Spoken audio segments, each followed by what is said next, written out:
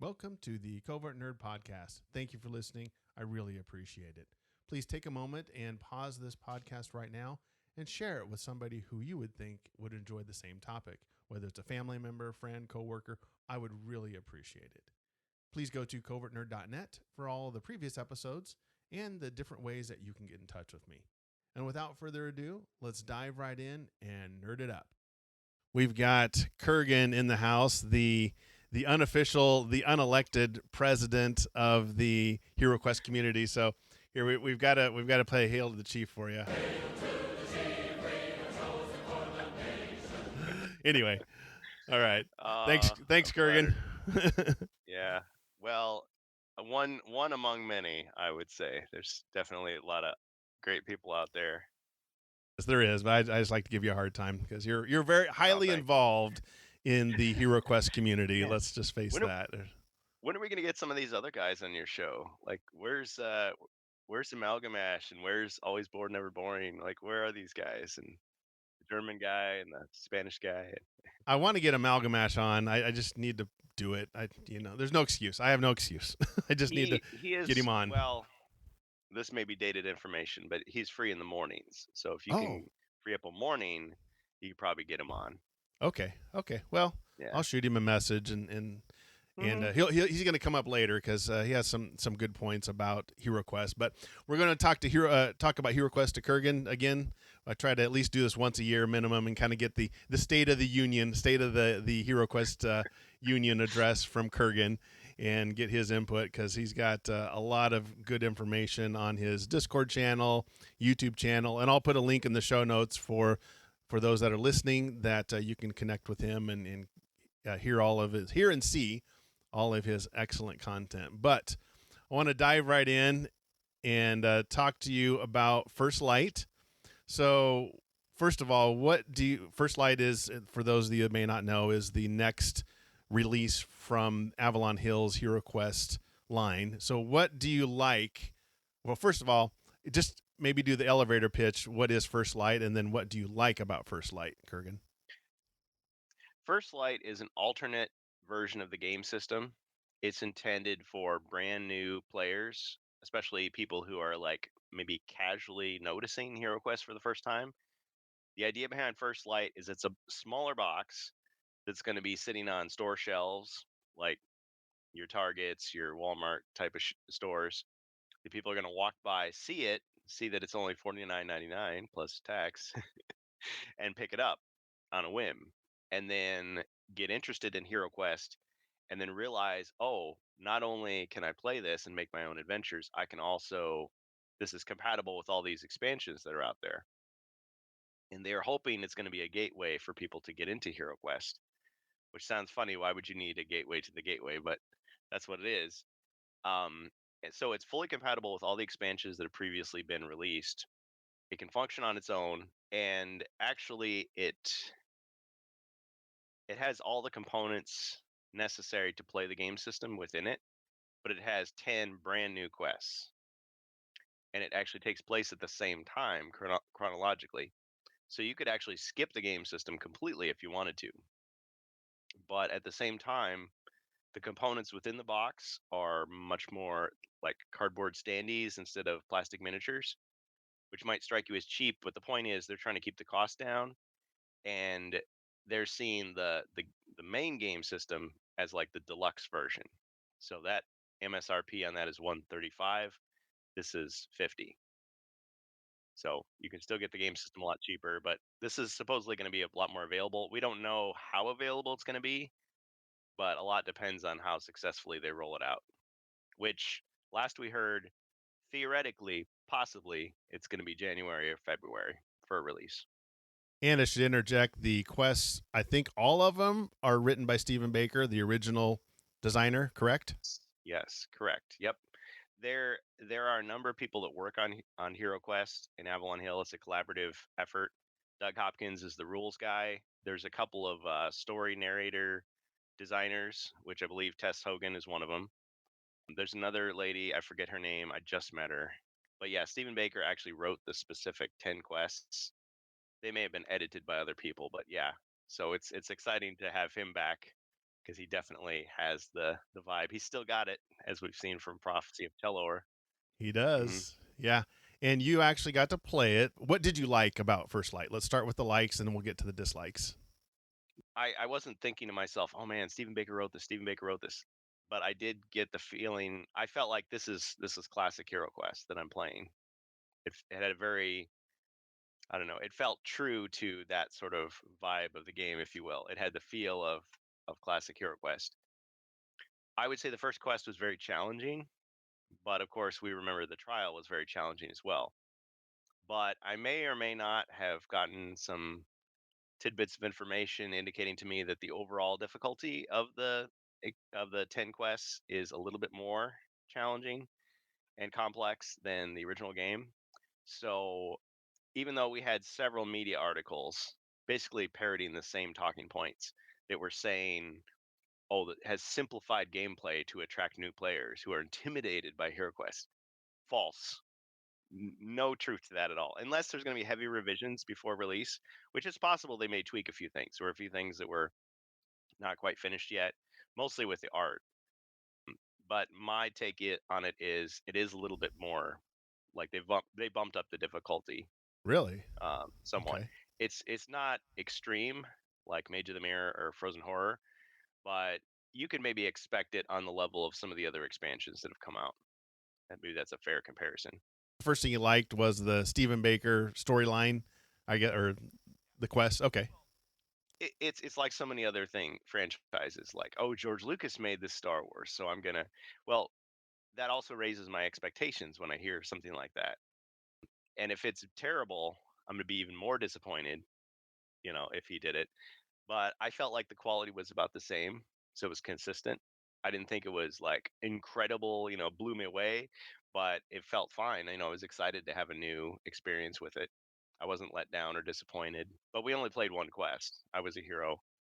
Yeah. Yeah. In hmm fairness, yeah, you've only played one quest, and like you said, this probably isn't 100% finished as far as the. hmm Well, I'd assume the quests are pretty much done. Just the artwork and some fine tuning of a few things probably is about all they're going to Right, right. change. Because there were some delays, which we can talk Yeah. about in a minute if you Yeah. want. We'll get into Um, that.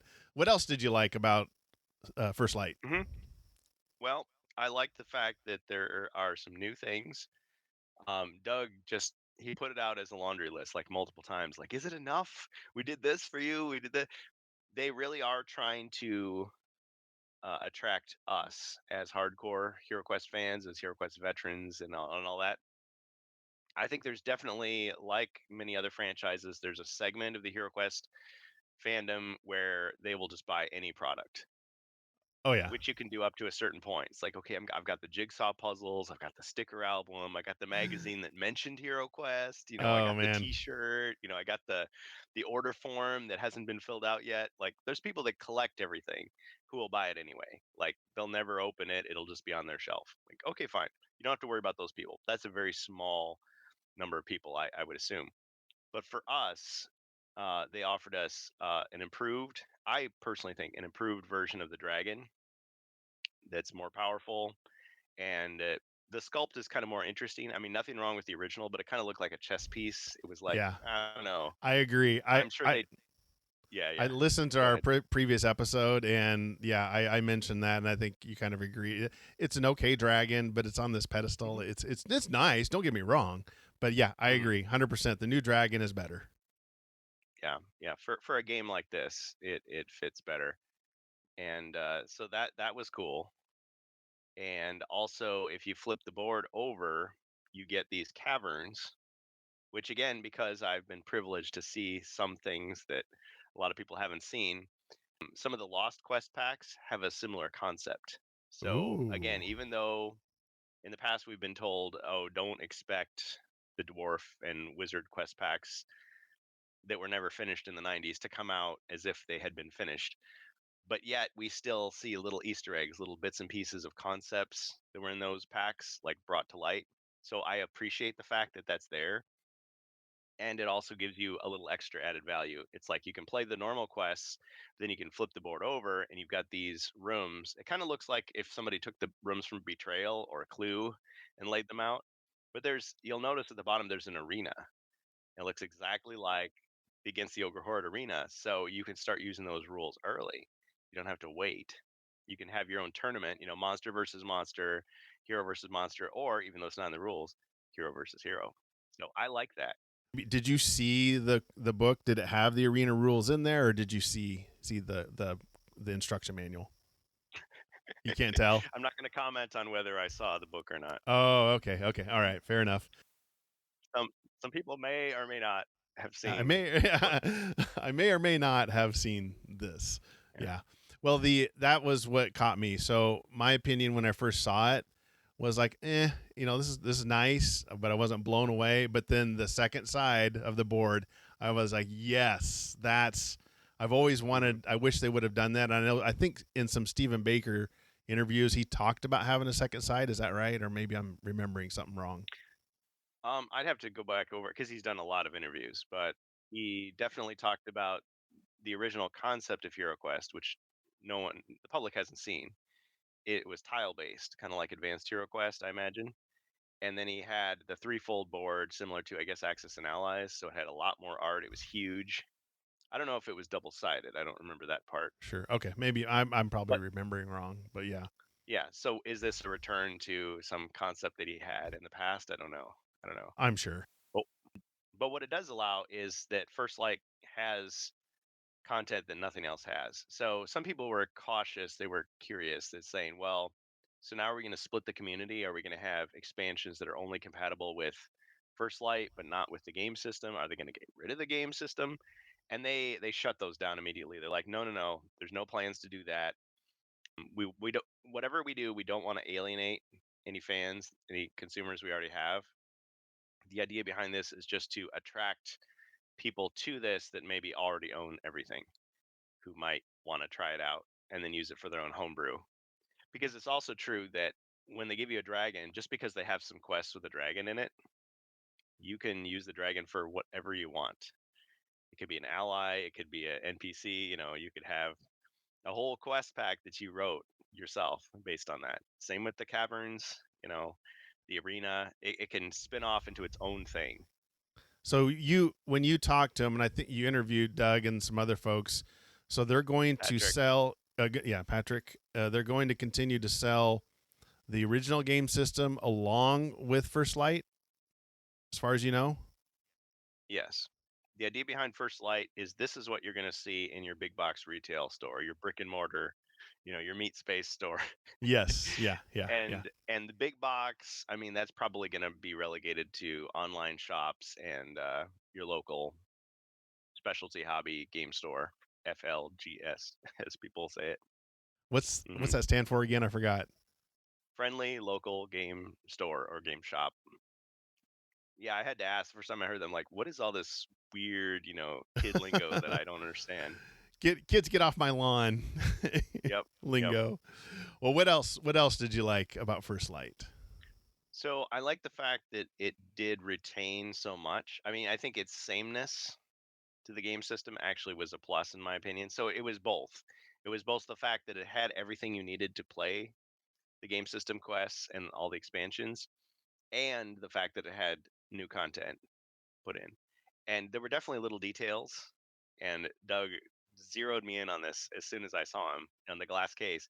He's like, "You'll notice next to those combat dice that are sitting there, what do you see?" It's like, it's a boot. It's the boot tile. Yes. Because Amalgamash and us and so many other people were like joking about it, like, when's the boot tile coming back? And I even printed out boot tiles that I gave out to people. Yeah, just I scaled it exactly right. I took the old one and put it in the new format and gave it away. But then Doug just steals my thunder and puts it on the board itself. So I take it as, I mean, it's a nostalgic little nod to the original. But It's not going to take away from anything, but it is a no, good point that Doug or whoever actually. Oh, okay, yeah, we should put that back in there. he's listening. Fans wanted something. It was within their possibility financially to do it, and they did it. This Yes. didn't take 18 months to develop. It's just you do a little art thing and you put it on there. Yeah. Drag and drop. Yeah, and when you think about it though, the boot actually ties into the original gameplay, because when you if you ever look at the rules for the first edition from 1989 that originated in the UK, you can search passages, corridors, for treasure. And so when you look at the treasure cards, you actually see symbols of things that you would see on the board. So like there's piles of bones, there's like fallen rocks, there's like debris, there's boots. The boots. Yep. And you look at the tile and it shows you picking up something or examining something, and it's like you found it. So when you're looking through a corridor, there's a boot, you're like, oh yeah, I should probably search for treasure. Oh, and then tucked into the toe of an old boot, you find a valuable gem worth 50 gold coins. Yes. So that's kind of a throwback to that. I like that. Yeah, you're exactly 100% right. I kind of forgot about that. Yeah. Ah, Now, yeah. they have, as far as we know, they haven't reincorporated search a passage for treasure. I mean, how would that work? Well, probably just, one every corridor could be searched once for treasure if there's no monsters present. You draw a card, right? That's how it would work. But it could be an encouragement for players to experiment, or people who remembered that old version to reincorporate that rule for fun. You know. Now that we've gone over the good, I guess, well, we'll get to the bad. What didn't you like about First Light? Okay. Everybody is going to say the same thing that I'm about to say. I don't want cardboard. I want plastic. Yep. I want 3D, highly detailed. Okay, if they're not Citadel miniatures, highly detailed, miniatures from Yep. Hasbro. Right. Yes. Those are so much cooler. Those are so much better. At the same time, I understand why they did this. I mean, they told us from the start, this is a starter set. This is not meant to be the only thing that you ever buy. Although for some people it might be. Yeah, But it then you might. think, I tried HeroQuest for $50. It was okay. I'm not going to play it again. It's going to sit on my shelf. Okay, fine. You're not out a lot of money. But for everybody else, they're going to be like, yeah, this was cool, but I could go better. Yeah. But still though, setting aside all the history, the rich history we have with HeroQuest back to the beginning, when I look at modern board games, I don't see as much plastic, as much detailed plastic as you find in HeroQuest. What I find are, yes, you have your Warhammer boxes that are, hundreds of dollars, got to be assembled, got to be glued and painted and all this. It's a hobby slash board game. But then you've got your typical board game, which will have maybe, if you're lucky, maybe a handful of plastic miniatures, but more often you'll get pawns and dice and cards and cardboard. There's very little, and that's to keep the costs down because you got to do all that extra stuff. So whenever I Yeah. flip over, I've said this before, I flip over a box, that my heart sinks for a second because it's like, oh, it's not as cool as HeroQuest. But then Yeah. I gotta, okay, what does this game actually have? So it's kind of putting HeroQuest back on the level of these other board games that you buy for that price range. Whereas I look at the game system for HeroQuest now and I think that's a deluxe game. And Yeah. actually, you can see it in other ways too. You can see like the tiles have like linen finish on them. The board has linen finish. Even the box has like a light linen. It's like, why do you need all that? But it adds to that. Ooh, this is a special box. Yeah. This is a special collector's edition. Even though it was assembled in China and there were some issues with, Sure. the glue wasn't quite right and boxes ripped and stuff, pieces fell apart. But at least it had the idea that this is a higher quality product. Like, why did you need hand stitched booklets? Well, Sure. so that in 30 years those staples won't rust and leave a little rust mark on the paper. Yep. Like, Yep. okay, well, so First Light strikes me more as an ordinary board game. So I guess some of that magic, some of that higher level quality is lost. It When is. you look at it, you're like, I wish there was more, but there's a reason for it. It's not they're not doing this because, well, they slashed their budget or HeroQuest is about to be discontinued and this is a desperate move to whatever. I'm sure they were trying, there was maybe some concerns like that we gotta save money, we gotta do Yeah. more with less, but also it fits in perfectly with what they're trying to do, which is to sell it. So I dislike it, but I understand it. If that makes sense. Yeah, it makes sense. And that's the impression I got. I'm like, that's why when I saw it, I'm Mhm. like, oh, standees and cardboard. I'm like, okay. But then they flipped it over. I'm like, okay, well, maybe that at least moves it for me up a point. I'm like, okay, you got a point for the dual sided board. But yes, the one thing I wanted to maybe ask you, a side note here, is they did mention intimidation from customers buying a game that has all plastic miniatures. What do you know what are they talking about? I don't understand that intimidation factor that they think customers might have in buying the Yeah, OG version. I haven't looked at any surveys. I'm sure they have their own internal discussions about that. I know with Heroescape, the issue was people looked at all those miniatures and said, well, it's almost a different story, but let me just say it anyway. So Heroescape was a game in 2004 Yeah, where it came with a big box of miniatures, very similar to HeroQuest. Lots of plastic terrain. Everything was pre-painted. Okay, and that was people's memory of it. And then the new version was going to be coming out, this HasLab campaign, which, as we know, it failed. And then it later, did. Renegade Game Studios Yeah. picked it up from Hasbro, and so now it's out for real. But at the time, they were saying like, okay, we know people are disappointed that this isn't pre-painted, but it would be so much more expensive if we did it that way. We're just going to do it in unit colors. So like you get your blue, your green, your orange, your red, whatever, purple. And then if people want to paint it, they can. But a lot of people were saying, well, I'm not talented. I'm an adult with a job and kids. I don't have time to paint all this stuff. I want it to look as good as the old set, and now it's not. It looks like it's unfinished. So that's one thing. Go back to the HeroQuest HasLab campaign. Originally, they had pictures and everything was gray. Everything was gray. And there were complaints coming up saying, like, wait a minute, does this mean I have to paint everything? Like, I'm not good at painting. I got a wife and a job and a family, and Yeah. and I don't have the talent to paint all this stuff. And I got to buy all this paint, and it increases the cost. So people were complaining. So very quickly in the HeroQuest HasLab campaign, they said, okay, we're doing unit colors. So you got your green orcs and your gray red warriors and your red How the heroes. original came out, by the way. Yeah. That's true. So with HeroQuest, they were going back to what the original was. So for a lot of people, I mean, a lot of people never painted their figures. We never did. So our heroes were always red. So I would be disappointed if they were just gray. But I wouldn't go the next step like the Heroescape people who are expecting, well, it'll be painted like the box that I remember. I don't see the intimidation for classic fans, but maybe there's an intimidation for like casual players who buy it.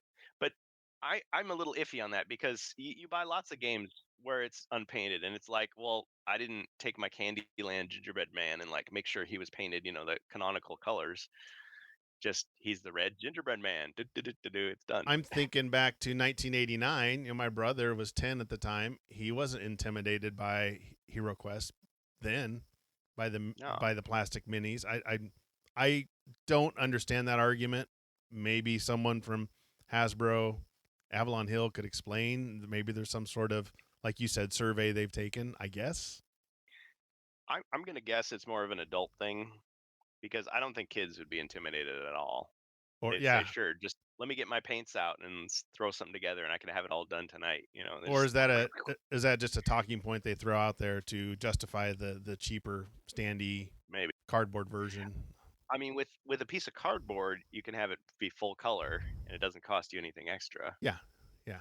With Heroescape, I saw the ones they were selling. Those painted miniatures, the painted Yeah. sets sold out very quickly. Yeah. But I think there's only a $50 difference between the unpainted set and the fully painted set. Now with the new Heroescape, it's like a professional level of painting. So it's even higher quality, more higher quality than the original version in that sense. And so is a bargain. But and they just did a gray wash on the The reason they're doing this is to get a cheaper version that they can put in the big box retailers. mm. What would you have done different to keep the plastic minis, but still at the same time have a smaller box, have a cheaper price point? What do you think you could have done? People might hate to hear this, and I guess this would go against the intimidation factor, but sprues. I just bring back sprues. Oh yeah. Because I've always heard, I mean, people always dish on Games Workshop. Oh, these guys are charging, $50 for a little sprue, which costs them, pennies to make, Yeah. in one color, solid color plastic. But when you think about it, though, the original HeroQuest had sprues. It wasn't pre-assembled. And to be fair, though, it wasn't like, part, 3A and 5B go together like this in this little Yeah. diagram that's got to be in 5 languages. No, it'd just be like the barbarian is in there and you just Yep. like snip, snip, snip, snip, and he's out. He's ready to Yeah, go. He's exactly. he's one solid piece, and at worst, you had like a gargoyle where you had to like put the head on, Yeah, put yeah, the two wings on. pieces or three pieces. Yeah. Yeah. Actually, I think the ogre was the worst one because his chest was two pieces, and then his head and his arms, but then he was posable. This day and age, I'm sure they could do an Yeah. orc or ogre. I'm sorry, on one sprue because, and I assume Mhm. maybe you know more about the manufacturing. I assume they come on sprues and then the machine takes them off the sprue and puts them into the vacuum or the plastic. Is that right? Do you think? I I should have asked Doug that when I was there. I don't know the modern process, but if you look at the modern figures, you can see where they've cut Yes, with a knife or sprues. whatever the sprue Yeah. on the soft plastic, and you can also see where they've like super glued the part together. So like it'd be like the head and the right arm are glued to the torso or something like that. Okay. There's clearly pieces that were assembled, but the modern set is pre-assembled, and then they put it Yeah. into those vacuum formed. I call them the candy trays. That cheap plastic that holds them together. That's a good idea because that would cut one big step out of the manufacturing process, right? Yeah, yeah, because they just the two molds go together. They take it out, they pry it out of the mold, and then they put it in the box. Now, it is also true that the sprue kind of defines the size of the box because if you think about against the Ogre Horde, the classic version from 1990, the box was really large because it had these big sprues in it. But once you've assembled it, it's like there's all this empty space in the box. Yeah. Yeah, So that's people true. threw the box away or they, combined their sets together.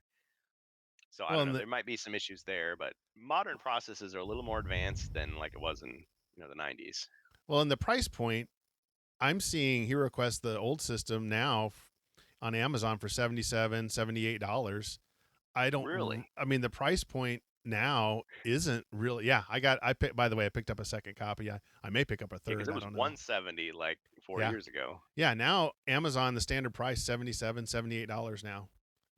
I have See, rarely seen it over 100 in the last 6 months to a year, which makes me that is think great. why that they may be discontinuing it. Even though I know you said they're not going Oh to, wait, but you're talking about the Avalon Hill version, not yes, the sorry. classic. Yeah, no, not the Oh, classic. No, darn it. no, no, I no, was no, no, having all no. these dreams of like class even though I've got several sets now, so I No, shouldn't. sorry. No, this is the remake. 70 Sorry. bucks is a great deal. Yeah. For Still, yeah, that. Even the big annoying box that takes like 10 seconds to close, like even that for 70 bucks, sure. seven. Yeah, I just picked one up for $77. So Yep. that's why I was like, well, it's only $30 more. Well, $35 more than what you guys are going to charge for First Light. I think with your idea, there's no reason they couldn't do it for maybe. You said it's $44.99 is what it's going to retail for First Light. 49.99. 49. Okay, 50 so bucks. why not 59? I mean, because Betrayal I think is like $59, isn't it? I mean, and it's in Yeah, the big 60. box. Yep. So why not do the sprue idea? Yeah, I like that idea. Or no, So no, I was thinking of Talisman. Talisman's 60. okay, Betrayal's like 56, but I mean that's like Walmart price, so that's discounted still, already. So it yeah. probably started at 60. So that'd be. I agree with you. I don't like the idea of the standees. I mean, it's fine, but it does. I see. I kind of push back a little bit. I don't think, and Amalgamash I know said this too. He said they're not going to produce both, the old one and the new one. But I don't know. I guess time will tell. I disagree with him. I mean, Yeah, it's true that market forces determine these things. So what they tell us now may change in a few years or a few months. What I was told is we have no plans. Of course, when they say we have no plans, that I means right know. now. Yeah, They may make a today. decision next week. Oh, sorry, just Yeah, kidding. But if somebody says, "Oh, the reason they made First Light is because they need to get rid of the game system because it's too expensive," that's speculation. Nobody has said that. Nobody from Avalon Hill said that. So, I mean, who knows? Maybe it might happen that way. There's sort of I suspicions out there that that would happen. I kind of think they're moving that way. They again, and we can get into this later, but let's go ahead and go with what else other than the no plastic minis. What else didn't you like about First Light? If you have Yeah, anything because else, well, and let me say this also. If First Light, we don't know how well First Light is going to sell. no. Okay, I I think mean, it'll sell Gloomhaven. well just because it's going to be everywhere. Personally, Yeah, we think it'll be everywhere. Yeah, well, think about Gloomhaven, Jaws of the Lion, which is not a Hasbro product, of course. That got a lot more people into Gloomhaven that may have been intimidated by that gigantic, It is. expensive, It is, and complicated looking expensive. box. Right, but Yes. they got this little bitty box like, "Oh, this is all you have to buy. Well, It's cheap. You can the play price it." point alone, I mean, because the regular Gloomhaven was what, 159 or something like that. It was like really high entry point. That's a lot for your casual board game player who's used to buying like Exactly. Parcheesi and Monopoly and uh, even Risk or Yeah.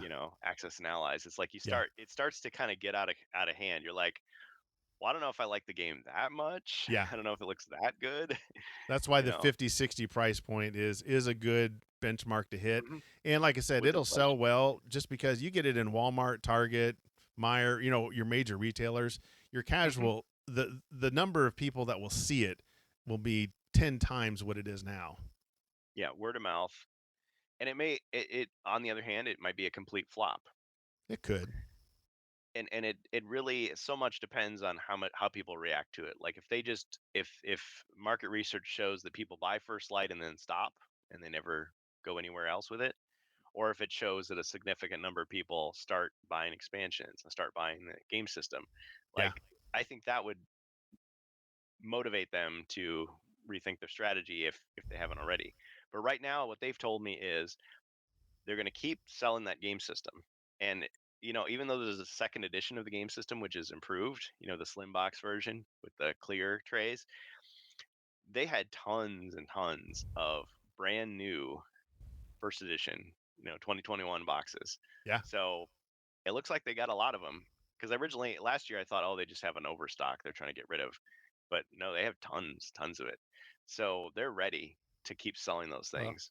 well, and And and I guess what I should say yeah, is I my thinking is they may not produce a third edition, I guess. They're not going to get rid of what their inventory that they have now, and they yeah. probably have tens of thousands of them, or maybe even hundreds Hmm. of thousands of them sitting in Yeah, a I don't know warehouse. the numbers. Yeah. Well, yeah, they could make a third edition that had both the First Light book and the classic book in the same There box you with the go. plastic. Sell that for There you 150 go. again. They could, Ah. but on the other hand, if they look at it as like you're like building blocks, okay, you buy First Light for $50. You're like, I really like this, and I also like the idea of these plastic miniatures. And yeah, I could buy like 5 or 6 expansions to like almost get enough, or I could just turn around and buy the $70 game system, Okay. put them together. Well, Because I was thinking a First Light owner could actually go on online to Hasbro Consumer Care and just download the booklet oh for yeah. the game system and play those Yes. 14 quests because all the Yep. components are there. Yep. It's compatible. They wouldn't I ever would. have to buy it unless they see like, oh, it'd be really cool to have those plastic They tables and the they'd plastic be fireplace. And they'd be crazy not to put something in, a QR code in there to download the quest book, or here, go here to buy the deluxe set, or whatever they want to call it. mhm. I just thought of a Yeah. question. I guess the reason I'm kind of wondering. Well, I'm jumping ahead a little bit, but the price point for First Light is $49, retail. I can go buy an expansion for $44, like against the Ogre Mhm. Horde. Now, with most games, the expansion is half or even more less than the main system. So I'm kind of wondering the price point there. Are they going to come out of with standee versions of all the old expansions? Because why would you buy the main system for 49 and an expansion for say 10% less? Yeah, I don't know. I mean, it could be that the prices they're expecting to drop. I mean, we've had inflation on a lot of stuff, but Sure. usually these board games they the prices continue to go down, except for the hero expansions. Those tend to go up because they're rarer. I don't know how that's going to happen. If I could do a second interview with Patrick O'Rourke, that would be the thing to ask him because he's Yes. the marketing guy, and he See, has that's why, and way I more. think Amalgamash. I know you disagreed with him on this, but he thinks that they're going to do standee versions of all the expansions because of that price point. Because why would I pay 10% less for an expansion?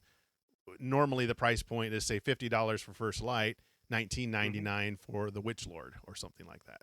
Yeah. Well, then you run into the situation where I can buy the cardboard version of Against the Ogre Horde, let's say the hypothetical cardboard Yeah. version.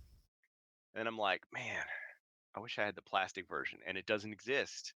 So I can't like Whereas at least with the game system, I can get at First Light, and I could get the game system, or I could get myself, Keller's Keeper, Return of the Witch Lord, and well, I still don't have the Dread Warriors and the Gargoyle, Psychic Guy, Spirit Queen's Torment, and Prophecy of Telor, and I could slowly like accumulate the equivalent of, or I could just turn around and buy the game system. Yeah. I know Okay. the furniture in some of the packs it's like elven furniture. It's not the regular furniture. But I Yeah. mean, if I wanted a plastic equivalent of each of the things in the box, because I decided I really love this game and I really want to go all in, as opposed to just, well, Sure. this one box was good enough. They could release cardboard, but see, I Amalgamash is probably right as often as I am. Like, I'm right about half the time, and he's right about half the time, because we're going by like what makes sense to us, and we don't have like insider information with the company. I mean, sometimes they tell us stuff, but usually it's like we don't have the bigger context, so we're just taking their word for it. We don't know what's going to change. So who knows? If he's right, then Yeah. good for him. But I mean, I think he might be onto something there on that price point if thing. And if okay. they are trying, if what's really going on here, to sound conspiratorial, if what's really going on is they're in big financial trouble and they're trying to save money wherever they can, maybe cardboard across the board is going to be pardon the pun, is going to be the I norm. I've expressed this on the Discord, and I think some people get mad at me about it, but I think the shift a year ago, I would say 80% of their decisions were made based upon what the customer, what the fans want. Since the Hmm. layoffs, I think that may have gone down some to some extent. Not Well, Doug, not Patrick. I'm saying the no, suits above them. right. Chris Cox and everybody in his Yes. uh, The leadership. focus is how can we improve our quarterly earnings? What can we do to Hmm. maximize profits and increase our stock value? That has seeped Right. down into not just HeroQuest. I'm talking Hmm. Hasbro at the high Wizards of the levels. Coast.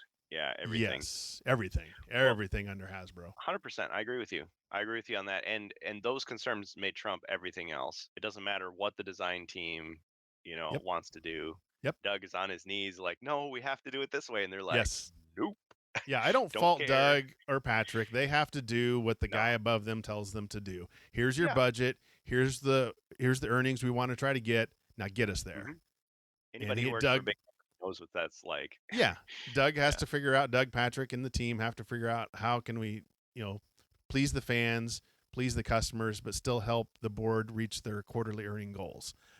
I know Yeah. people don't like to hear that, but that is the bottom line. They're not here That's the for reality. us. They're here for the stockholders, like it or not. Hmm. That's the way it is. And I don't Buy stock think. in Hasbro. Yeah, yes, yes. I'm Hey, not listen, saying that they're going to ditch HeroQuest. They're not going to. It is a well-known no, IP. I would we're almost not put it in this. doomsayers. No, no, no. But the bottom line is we have to realize that our expectations need to come from that point of view of they have to meet quarterly earnings. They have a stock value board that they have to adhere to.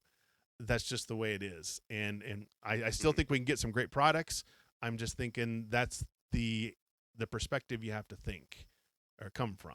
But Sorry, it's you're the guy giving the interview here, but no, but go I ahead. do want to push back just a little bit on this, because something that Doug told me and Patrick told me repeatedly at Gen Con, and I'm sure they've said this to other people. I'm not special. They said, if you want something in HeroQuest, you need to get on social media and Yeah. say it. Yes. Say it to us. Don't just like think it in your head, and don't just say it to your friends. Say it to us, so that when the time comes, they can point to it and say, "Yes, see, this is what they're saying." And for that, I think if we tamp down our expectations and say, "Oh yeah, I want mediocre stuff. I want like low quality products. I want like a long gap in between releases." Like, why would you say that? You're just saying that because you think, "Oh, that's what they can afford to do." It's like, no, no. Say what your dream product is. This is what I want. Because I think there's a compromise that happens that says, "Well, I want, 50 boxes." Well, how about 30 boxes? Well, okay, maybe 35. Okay, 29. It's like there's a Sure. give and take. I think there is definitely, I can definitely see that. I mean, I know you've listened to the Doug Hopkins interview. He was just overflowing with passion for what he Yeah, does. he I does. don't think that's an act. I think he comes across as completely genuine. Both on and off camera. I thought that about him. That was my impression of Doug Hopkins. Um, and I really appreciate that, because if people that are not in it, that are not invested, that's a bad sign. I think that's a very, very bad sign. Sure. If that were the case, and I'm sure he's not the only one. Like, everyone of the team seemed like, gung ho about it. Um, if if they're given the restrictions, so they have to work within the strictures they're given. So Mhm. First Light was going to be cardboard, right? Okay, now I had mysterious sources that told me early on there was an initial thought that it was going to be all cardboard. And then it was like, well, the heroes would be cardboard, but the monsters would be plastic, and that will pressure people into buying the bigger set. Well, as it turns out, it ended up being very much like your Barnes and Noble Warhammer sets. The heroes and the big boss are plastic, and everybody else is cardboard. And it's still a stepping stone to other things. That's how it goes. So that's logical. But I saw that even though they had the cardboard minis, they still reached into the nostalgic fan lore, because if you look at those miniatures, and if you're familiar with the Brazilian version of HeroQuest, that one had, like, all the character miniatures were cardboard. They Yeah. were on little smaller versions of the door base standee, or the door base plastic, and then you had a cardboard, like a white background with the character, just like they look on the On the cards. card. Yeah. And yeah, and the same image on both sides, front on both sides. Now those still did have the because the original was half plastic and half cardboard for the furniture. Weapons rack was all plastic, but there were a couple exceptions. So, like, the sorcerer's table and the tomb were papercraft. They were actually like a box that you had to Oh. punch out and assemble. Oh I was kind of man. hoping for something like that. In First Okay. Light, it's just a flat tile, so it's a little more boring. But It still, but is. those character standees, they strike me so much like the Brazilian version. Yeah. And that makes me think, like, they still, even though it's like, okay, we've got this second rate like presentation, but we're still gonna reach into the lore, something that has precedent in the world of HeroQuest, and use it to give people just that satisfaction to say, hey, we're still trying. We still put a boot tile on there. It didn't cost us anything. We put it on there. And the board, you can tell the board's a little thinner. The board's Well, a little yeah. thinner, but If since it's a six-fold, you have or yeah, six-fold, right? even the talisman, like, so I walked away with a complimentary copy of Talisman 5, because I was like, oh, I'm kind of interested in trying it. And they're like, here you go. Like, wow, cool. So that's what happens when you go to Gen Con. But anyway, if you're nice, Hey, if your tell manners are everybody good. next year, go to the Avalon Hill booth and tell them, hey, Kurgan said I get a free talisman. Yeah, he's like, No, who's don't that do guy? He's that. banned for life. Yep, lost my access. Well, Yes, yes, anyway, yes. but I mean, the talisman board. I felt the board, and that's a six-fold board, and that's a bit thicker. Yeah. Oh, So okay. they definitely I guess you could say they skimped on Skimped. materials, Yep. Call a spade a but spade. still, Yeah. even so, First Light, it looks like it's high quality. I mean, those cardboard standees for the monsters are pretty thick. Yeah. Bases are transparent and round. So, I mean, Yeah, it's it again, they're trying to go for a certain demographic. So when you put what they're trying to do, if you start with that mindset, you understand why they did what they did. Like it mhm, or not, that's just what they're trying to do. But there, yeah. you have to admit, since the layoffs, there has been a reset at Hasbro. You can kind of tell that the I just for for I remember looking in the Discord, in the HeroQuest fans Discord, and I did when they first announced First Light. That's kind of what I mentioned there. Like, it's probably going to be all cardboard, and it was, other than the heroes and the dragon. So I did call it for the most part, He but was right. speaking, yeah, almost, because I was like, well, this is the price point they're going for. They're going to have to Mhm. go down. But speaking of the first announcement of First Light, we got to get into the AI art controversy. So if you had to ask me, well, what didn't you like about First Light? I mean, my quibbles would have been very, very small. Well, I don't like the idea of courage being nerfed. I know that I yelled at Avalon Bill and apologized to him in person last year about it, because Yes. it's like, that's just what, It's Doug's fault. It's his fault. But I mean, they had this idea that okay, courage is a little too powerful. We want it just to be a single use spell. And if Zargon is clever enough, he can have the monsters run away, which is really evil, but it works. um, Whereas I go more with like if you wanted to pin it down, the European second edition explicitly says it keeps on going and going and going and going and going and going until you can no longer see monsters. That's how I interpret it. And actually, they let me be Zargon one time at Gen Con, which was like, really? Because we had enough people. The guy was like, that was going to be Zargon, was just like, oh, I'll just kind of like sit over here on the side and if you have questions, you know. But I was like, and he casts courage, and it's like, and it keeps on going, and he had no objections. Like, okay, well, I guess I'm in charge. I'm in charge. So, but yeah, at first light, it explicitly says it only lasts one attack. That's it. I don't like that. They also said for the command spell, so Zargon's command spell, it only allows you to use the weapon attack of the hero. And it was like, well, because the original was kind of vague. It's like, well, you can take control of a hero and you attack other heroes. So can I cast Genie on him? It's an attack spell. So I'm just like, okay, well that makes it easier because as a hero, I don't want to be attacked with fire, ball flame. I want Yeah. to just, oh, he attacked me with the broadsword. That kind of sucks, but you know, but as Zargon, I want that option. So Oh I wait, mean, I hold guess on, it's kind of like hold on, Kurgan. You said it wrong. You just said broadsword wrong. Broadsword. broadsword. Yeah, Broadsword. Anyway, broadsword. sorry. Yeah, the Fire of Rolf. Yes, The European version with the Christopher Lee exactly. sound-alike narrating it. Yes. Yeah, everybody check that out on YouTube. Yes. Yeah, well, so I mean, they always have the caveat that hey, when you're Zargon at your table, if you want to do it different, feel free. But this is the system we created that we want to present as our like interpretation of classic Hero Quest. So little changes like that are in First Light, but I think they're not a surprise. They're clarifications that Yeah. either have been said before on social media or people have talked about. I mean, pretty much everything anybody has ever said has been addressed in the game. So, like, Nice. does So potion there of you go. speed stack with another potion of speed? They said no, it doesn't. Just like dexterity, but you could combine Ah. speed and dexterity together to get more movement if you wanted. It's like Oh if yeah. I want to roll 6 dice to move, why can't I do that? Well, Good maybe at your point. table you could. Yeah. Yeah. So anyway, back to the topic that you were saying. Oh Yeah. yes, Yeah. Yeah. Yeah. cover. Please. Yes. AI. Don't judge a book by its cover is what we were taught growing up. From a wee lad, we were taught that. Sorry, Glasgow. Needs work.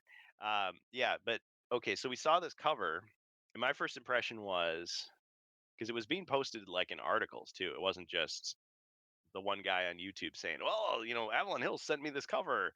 Isn't that? What do you think of this?" Yeah, it was official. It was real. It was the final cover. Like I asked Patrick about it. I mean, I didn't have the video, but he squirmed a little bit in his chair. He was not comfortable answering it, but he was ready. I mean, I asked him afterwards. I was like, "What'd you think? Like, did I go too hard on you?" And he's like, "I was ready. I was ready." Like, okay, good. It had to be addressed. It It was the has to elephant be. in the room. But yeah, the cover it struck me as a throwback cover. Like my first impression was this looks like Conan the Barbarian. I don't know. There were all these like savage tales, like these what would you call it?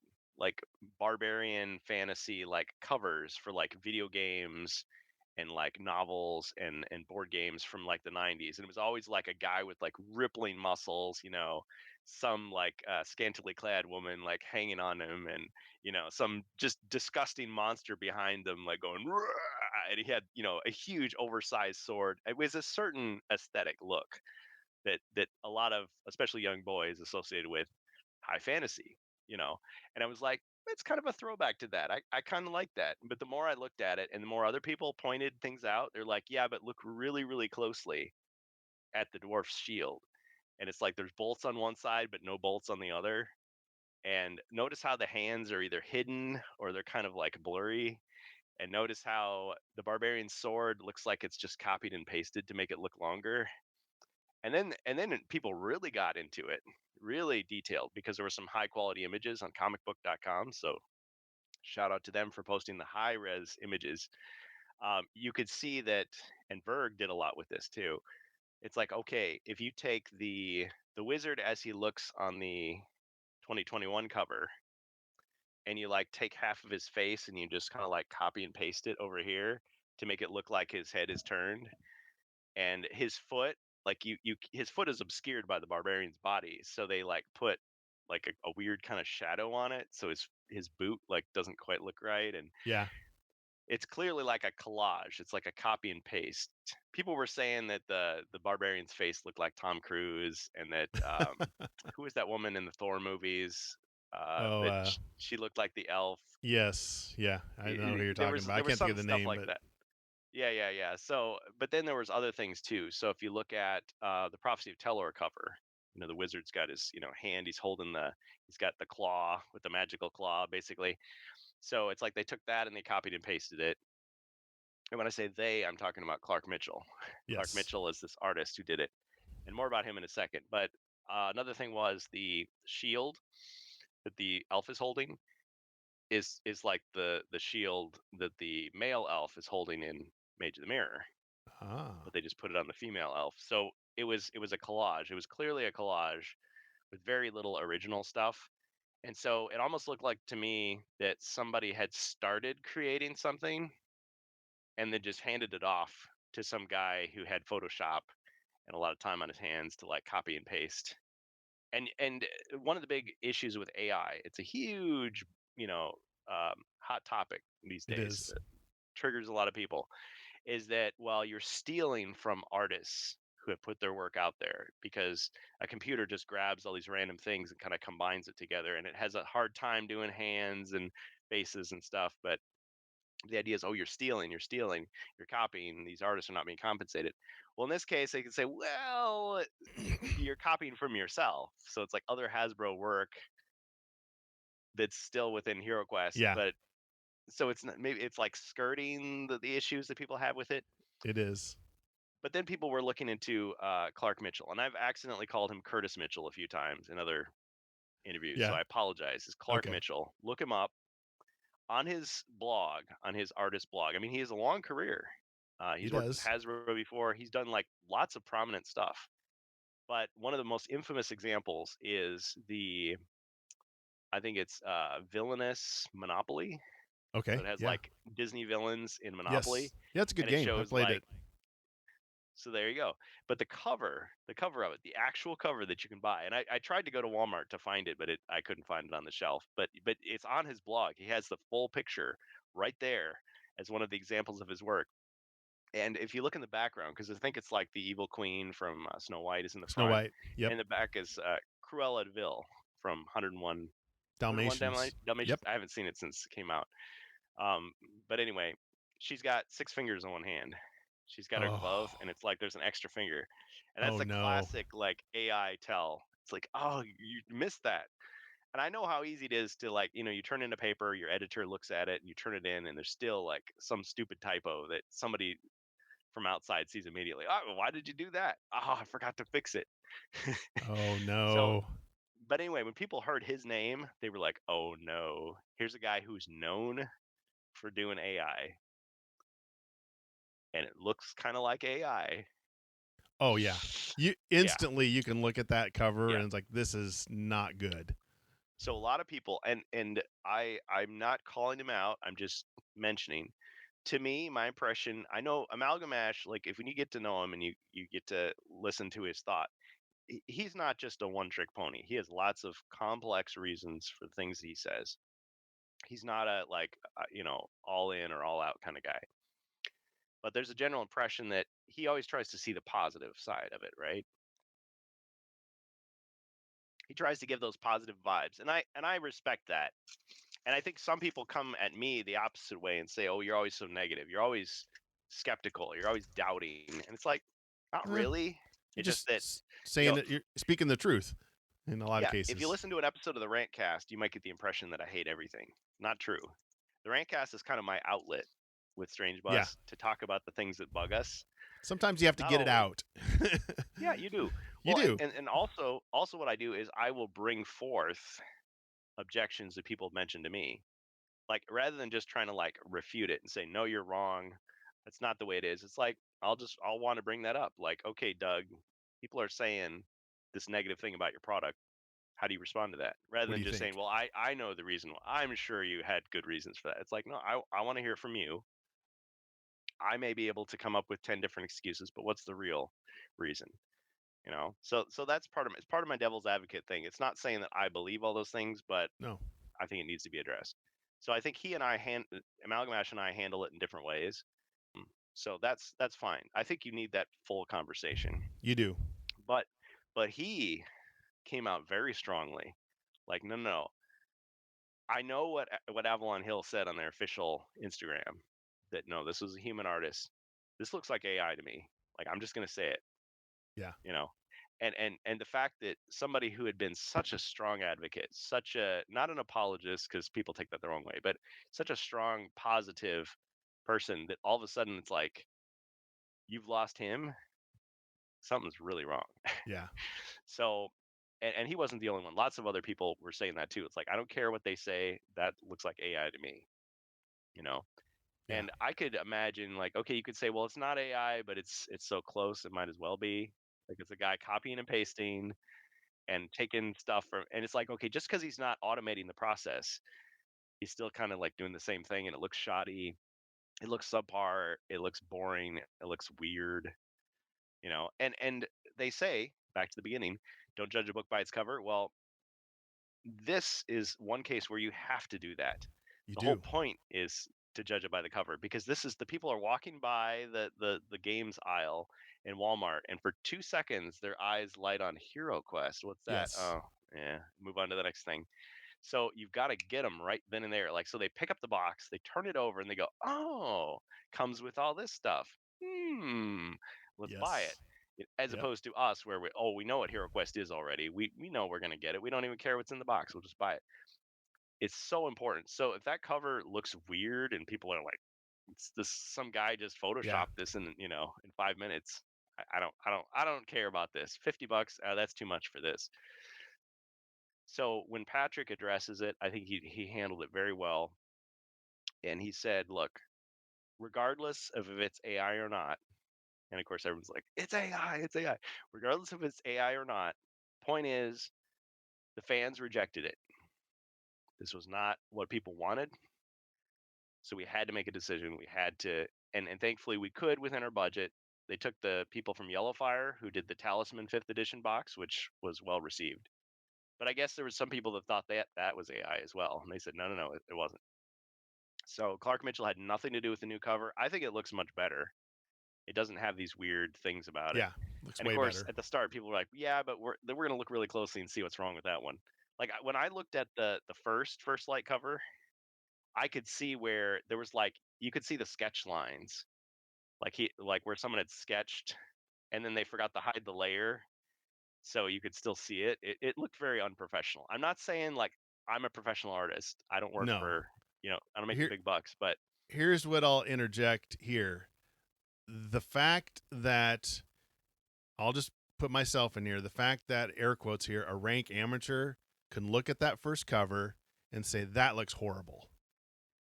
But somebody making six figures at Hasbro said that looks okay. Gives me, this is where I said, since the layoffs, something has happened at Avalon Hill, Hasbro, and mm, this stuff like this gets missed. You should not miss something like this. Simple. Like you exactly said, everybody sees this cover. We have a whole errata full of mistakes that people have made in the quest book. So 90% of the, or I'm just saying 10%, 20% of the people will never see that missing door in Quest 8 of wherever, okay? yeah, But or they'll just 100%, compensate on the fly. yeah, but 100% of the people who buy or choose not to buy will see that god awful cover. How? That would be my question to Patrick or whoever.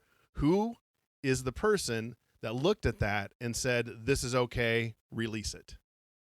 Either Mm. it was two things. Either it was ignorance or malice. So either you can't do your job and you're getting overpaid, or you did it on purpose and didn't care. Which one is it? We never got an apology. You're right. Patrick said the fans did chime in, but why did the fans have to chime in the first place? They shouldn't have to.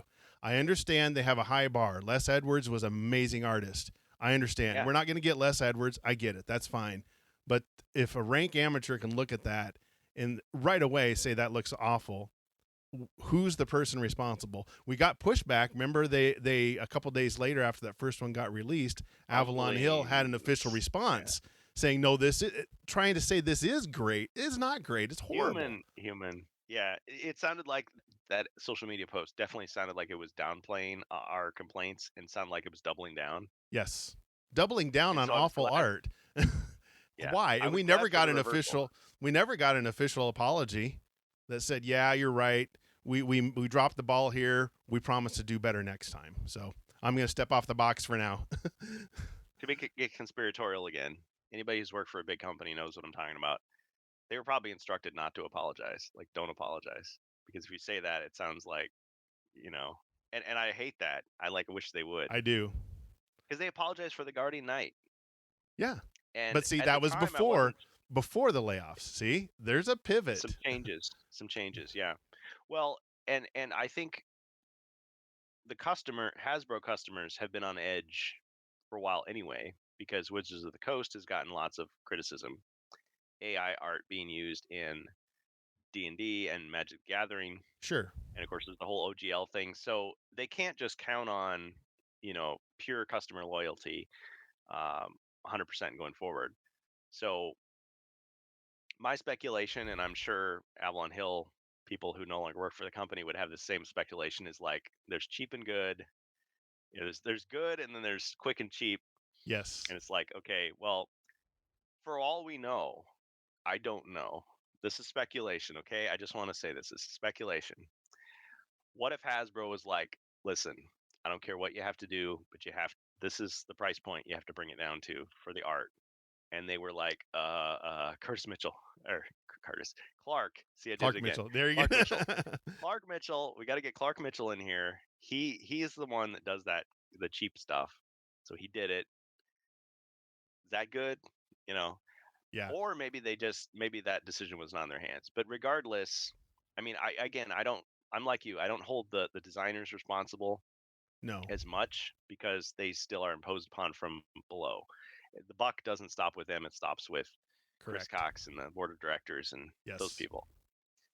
So whatever decision was made, it was a poor one to do Yes. that, because what I perceive, reading between the lines, is that they needed to save money, so they picked Clark Mitchell to do the goofy looking cover, but it cost them more in reputational loss with the customers. Yes. So now they had to reverse themselves, and thankfully they could commission Yellowfire, whatever they had to pay them, to whip up a new cover, Yeah. because this wasn't one that was just sitting on the shelf like, well, it was cover A or cover B. It was like, no, they had to whip up a new one. So they had to spend money to save their reputation, Yeah. and then say, okay, look, we are listening. But see, that's going to put fans on edge now. So now we're going to second guess and go, It wait a minute, does. I'm not sure if that's the one that I want. Like, so that encourages them to put the stuff out early and say, okay, is this okay? Is this okay?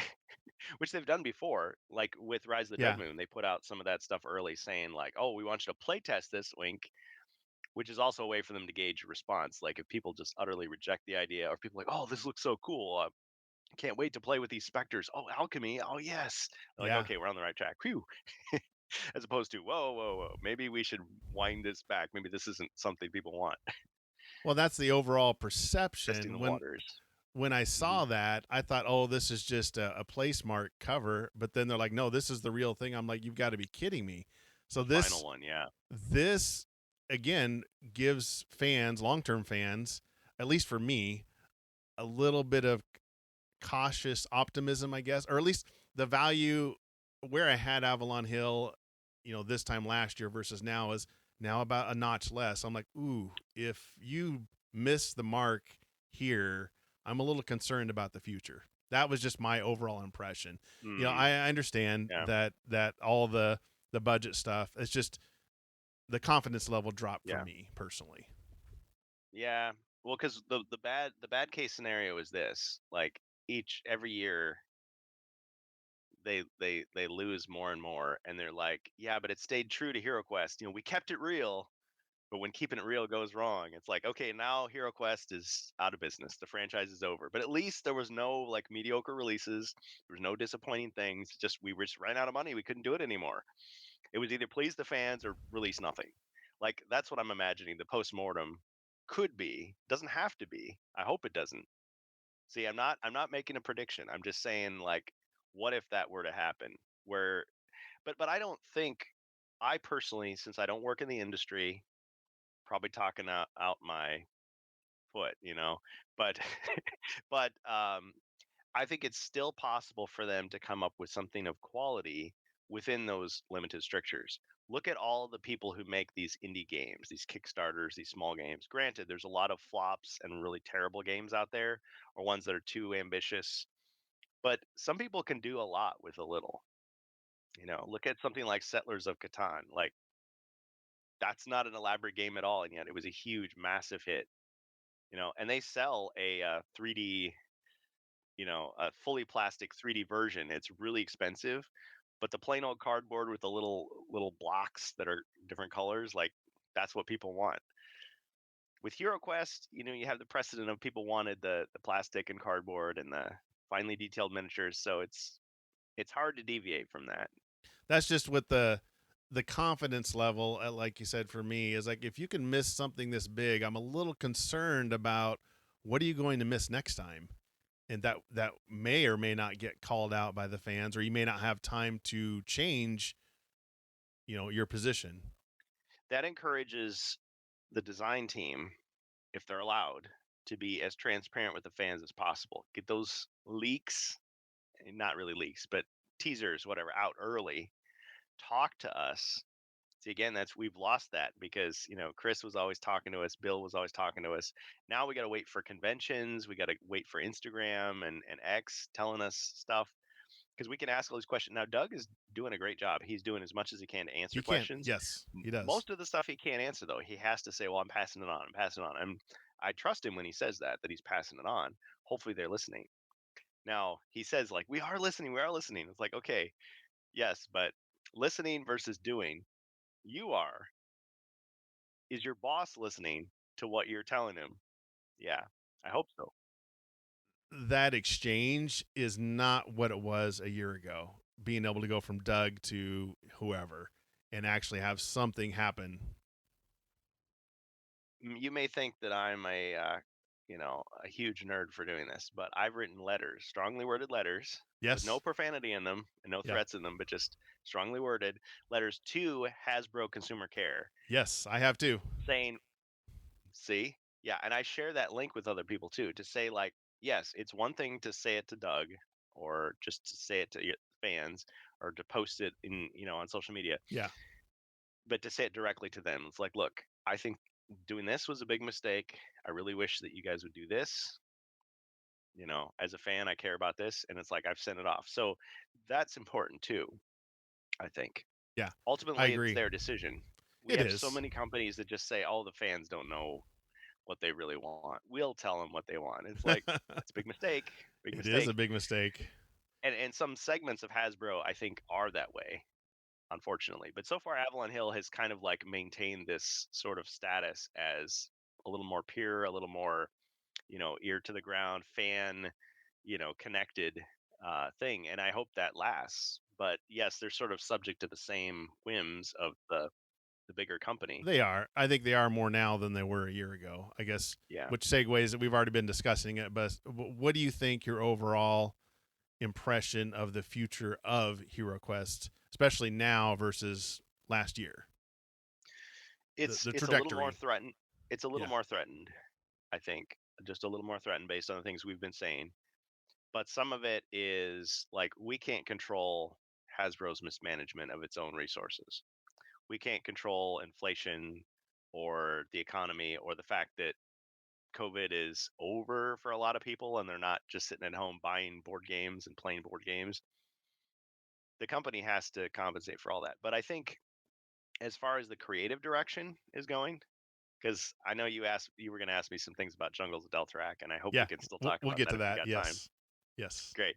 I think creatively, from like when I talked to Doug, I didn't get the impression that here's a desperate guy trying to save his job. Like I didn't get that impression. I got it like this is a guy who just loves what he does. He's got a ton of ideas, but he wants to know, are my ideas the ones that you want, and are what do you want so that I can incorporate that into my ideas? That's why he wants us to go out there and say, here are my dreams. Here's what I want. Not here's my homebrew, Yeah. because he doesn't want to copy a homebrew, No. but he wants to know, okay, what do you want to see in HeroQuest moving forward?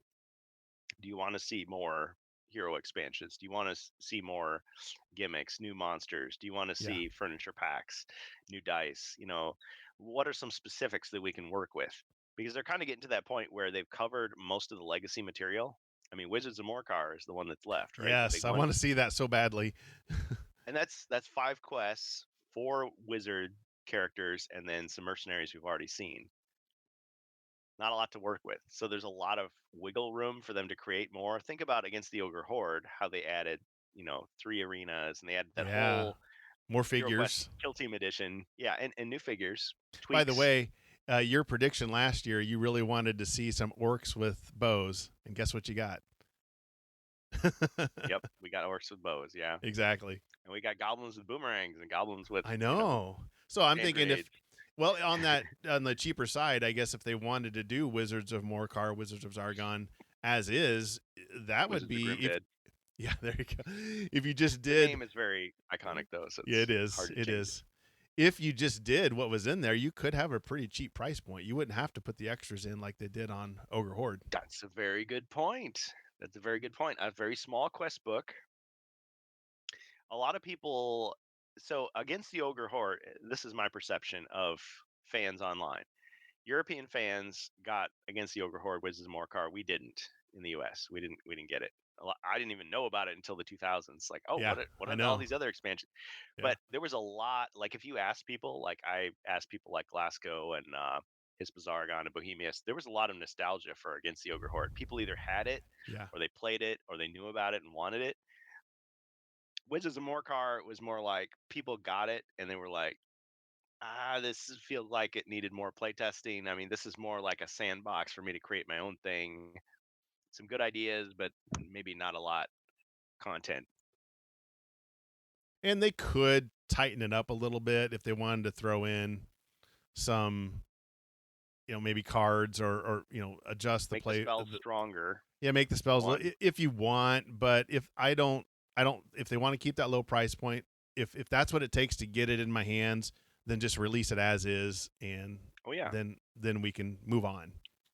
that's true. Because Chris's thought was, well, why would we release it as is? Nobody wants that. People want the Mage of the Mirror size box. Yeah, And you remember, with the extra furniture and the extra dice to pad it out to make it look like, okay, this is $45 worth of gaming right here. But yeah, what you're saying is if they're in the save money mode, they are. okay, make it a smaller box, give us exactly what the original had, tweaked, fixed, mechanically, but plastic wise, just keep it as is. And people are like, oh, I didn't expect any more than this. This is what it is. It's cheap. The stores can have more of those boxes on the shelf to sell them quicker. People who are worried about the price, oh, I bought First Light for $50. I don't know. Oh, Wizards of Morcar is only like 30. Well, let me just Yeah. grab a copy. Sure. See, that's what I It think. could work. I think that, So and they don't. marketing wise, There's no that R might and be it. D. They don't need to research anything. It's all been done. Just go back Mhm. and copy and paste everything, and you're good to go. Right. And when some people said that about when you really dissect the Against the Ogre Horde, they tweaked the ogre stats considerably. They did. They got rid of Yes. the random body points and they, changed it. But some of the stuff, like the way traps are disarmed, they kept it the same. With the the rooms where you go in and then the stone block falls and traps you inside. Like they just said, well, you just kind of come up with your own solution to that.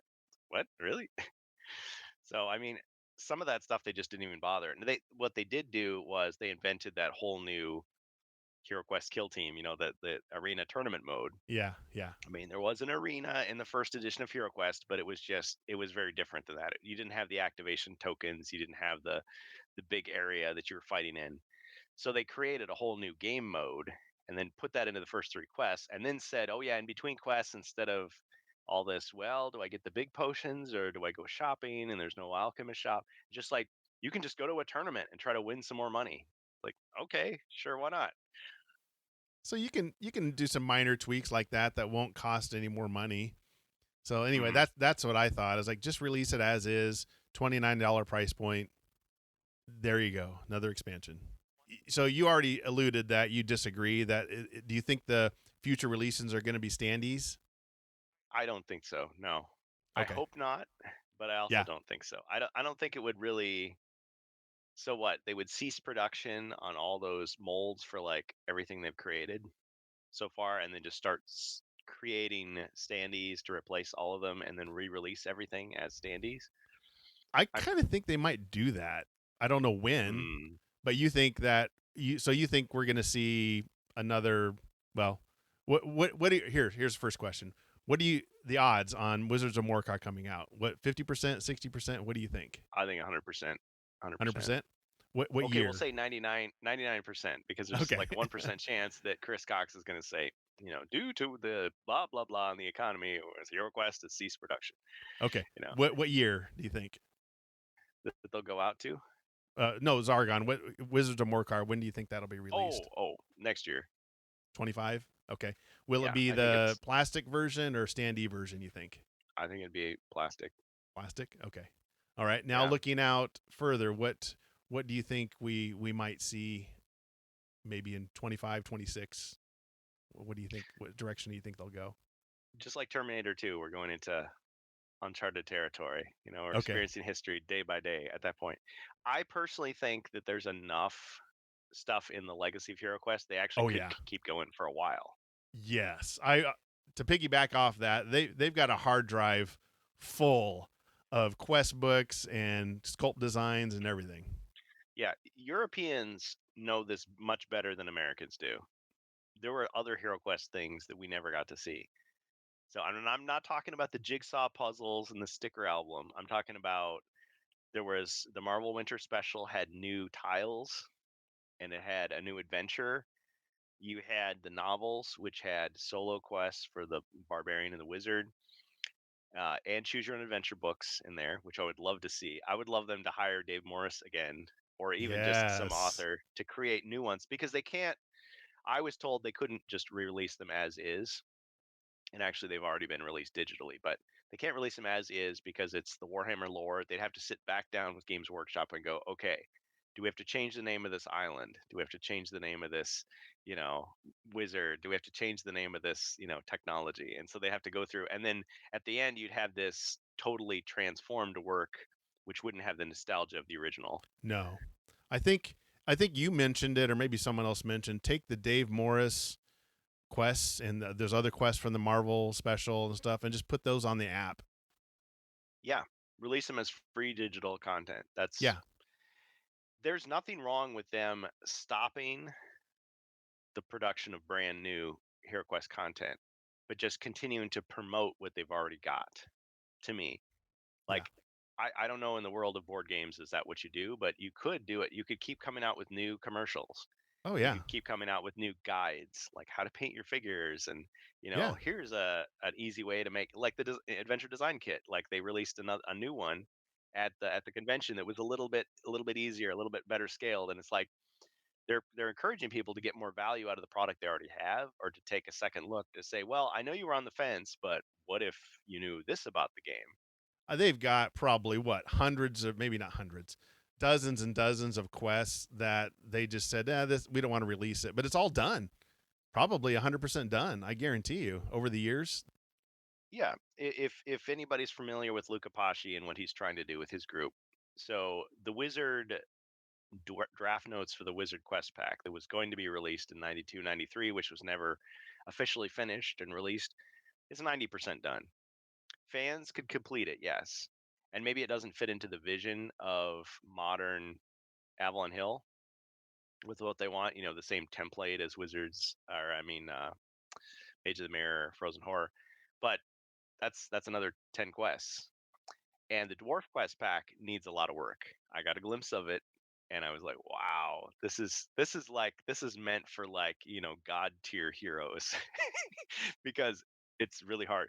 But the concepts in it are fine, and you've got 10 more quests already written, that you could easily adapt. Just think about how many quests they have. Just think Japanese of, Hero Quest, another oh yeah, 14. another Yeah, 14 there. yeah, another 14 there. Who knows how many others that they have that we don't know The about? Maze, Dark Company. Oh yeah, yeah. What is Stephen Baker's notebook look like? I mean, maybe Oh my he's got lots of gosh. material. And I mean, you Yeah. could say, well, maybe some of it is not workable. Like maybe it Well, yeah. goes with rule sets that they had long since abandoned. I would assume, and maybe I'm assuming wrong, but you can't tell me somebody hasn't gone through these old Mhm. quests and picked, ideas and concepts, because who knows how many quests that the team in the 90s created? Who knows how many quests that the team in 2020, 2021 created that just never Mhm. made it past playtesting? And it's not just quests. There's also artwork. There's also sculpts of miniatures. So here's Yes. an idea I had. I said, look, if you guys are in cost saving mode, you've got a hard drive full of alternate sculpts of skeletons and orcs and zombies, right? They probably got 4, 5, 6 different versions that they're good. Hmm. They just chose not to release them. Right. So why not take all the existing monsters and just do alt sculpts and sell I would boxes love of that. those? So here's Hmm. a monster. I did this on a spreadsheet, and this is before Delthrak came out, by the way. You could easily release a box of 3 to 4 alternate sculpts of each monster in 5 different packs. So you'd have 5 packs of monsters, and then you include maybe either one new character or a boss. Maybe you have an alt sculpt of the gargoyle along with a undead pack, say for example. Hmm.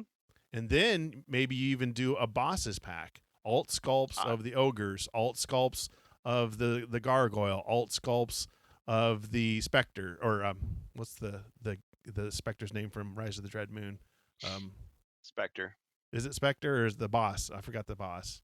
Yeah. Oh, the Wraith, the The Dread Wraith, Wraith. Yeah, Dread Wraith, yeah, the big alt blob. sculpt. Yes, yeah, Yeah. the alt sculpt of the Dread Wraith. Just release that, and then I guarantee you they have alt sculpts of all the furniture. Just do another furniture pack, but it's just alternate versions of everything. Sir Ragnar as a knight. Sirac, yeah, there you go. See, so then you The do, Witch yeah, Lord. Hello. you do Yeah. the Witch Lord alternate. So in the bosses, and then you just, for us existing fans, we're like, well, I don't know if I want that, but we'll put a Sir Ragnar in there. You put one little thing in each, and you sell these monster packs for $19.99. There's 10 to 15 figures in each pack, and there's no R&D at all because they're just sitting on a hard drive. All you do is Yeah. send it over to the manufacturer and say, here you go, make this. Well, I'm of a mind that I want to see the HeroQuest vacation pack. So I mean, the dwarf with Bermuda shorts and a Hawaiian shirt, sunglasses, and the tennis racket. Yes, yes, that would be awesome. That's just a funny one. Yeah. Anyway, But sorry, I interrupted you. when are we going to get a villains pack? Yeah, and I know that Yeah. ever since Heroescapes, notice I said Heroescape.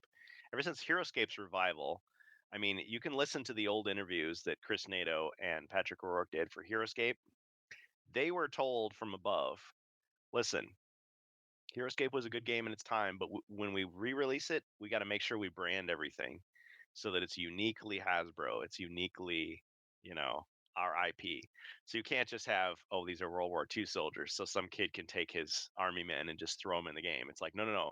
They've got to have samurai swords. They got to have like, laser guns. You got to have, okay, yes, they're gorillas, but the gorillas have like a robot, bionic armor on. And, so there was all these ways that they were trying to say this is identifiable as a Hasbro product, a specific one, to discourage people using generics, even though that's people do that anyway. So I think with HeroQuest, yes, they could do that. So you got the orcs and they got the little, Zargon symbol on them. But yeah, they've got a spear or a flail or a, bow and arrow or whatever. Two Oh yeah. goblins, standing on each other's shoulders with a, catapult or something. I don't know. Just Doug even torches, Doug even cannons. alluded to it. I think it was in your interview. He talked about using or something about proxies, but he said he's had fans say, "Well, I want the HeroQuest version of this." And Yeah, so I I think want there's your a version. demand for it. So I don't Hmm. see why they couldn't do something like that. And then you just, again, like we always said, just QR code the quests and people can download them and print them out if they want to. They could do that with the cards. I guarantee you there's a lot of card ideas that never have made it out. That's what I would see a villains pack is doing, because a lot of people have said, "Well, I want a figure of Ulag and Grak Yes. and Uh huh. Golthor and all these, characters," and it's like, you're just going to use them once. Why do you care? Well, people are always looking for ways to spice up quests and think about, yeah. So the villain. This is how I imagine a villains pack being. So you open the box and it's got, yeah, you've got Ulag and Grak and Varag and all these monsters that you've seen before and you've killed a million times already. But there's a new sculpt that's very distinctive and very cool, and maybe there's a card in there that has suggestions on how to make him more interesting. Oh, he's got a spell, or he's got a special skill, or he's got a new weapon or a new trick Yep. that, and this is like an advanced version. So, hey Zargon, you want to run this quest again? Well, here's a way to make it fresh and interesting. That could be a great way to do it. And I know those ideas are already there and they're already done. Someone just needs to go Hmm. through and find them and Yep. get them released. And so I think there's a lot of potential there. I don't know that they'll go that route. This is the route, but if you're looking again, like I said, for something that's low cost, high profit, just go back into your archives. They've got hundreds Yeah. of ideas, Well, guaranteed. and other franchises have done this. So look at Star Wars, Yeah. which is kind of the other thing we talk about on the Rantcast a lot. Yeah. So a long time ago, in a galaxy far, far away, George Lucas would talk about in interviews about, well, I originally envisioned Star Wars as this, and he would tell some elaborate story about. And so people were very curious. And so at some point, and it probably wasn't ethical, but somebody leaked the early script drafts for Star Wars Empire and Jedi. Oh yeah. And they didn't match up with what Lucas was saying. Very little of what he said was actually there. But what was cool is it was a totally different, like, interesting It story. was. And so people were really, so people traded these stolen or, absconded with or whatever, fraudulently copied Star Wars script drafts, and Lucasfilm, as far as I know, did not acknowledge it. It's like, can't hear you, don't know what you're talking about. But people were so interested in the adventures of Starkiller and all this stuff that eventually you got official Lucasfilm graphic novels where they took and they adapted the drafts into like an alternate version of Star Wars that you could see in pictorial form, and it used, Deke and all these characters that, like, were long ago rejected, because I it think it was was just Dark people were, Horse that did it, right? fans wanted it. Yeah. But I mean, of course they had to have permission from George and Lucasfilm to do it. So they acknowledged that the demand was so good and the curiosity was so good that their trash, that the notes that they threw away, their rough drafts, were worth something to fans. So in the same way, if Avalon Hill is able to sell Hasbro on it, that, hey, fans really want to see this, what's wrong with us dusting this off and using it? I think it'd be great. Yeah, and you satisfy I both need to know. sides. You Hmm. yeah, you satisfy the fans and you satisfy the stockholders that look, we need to get something that's high profit.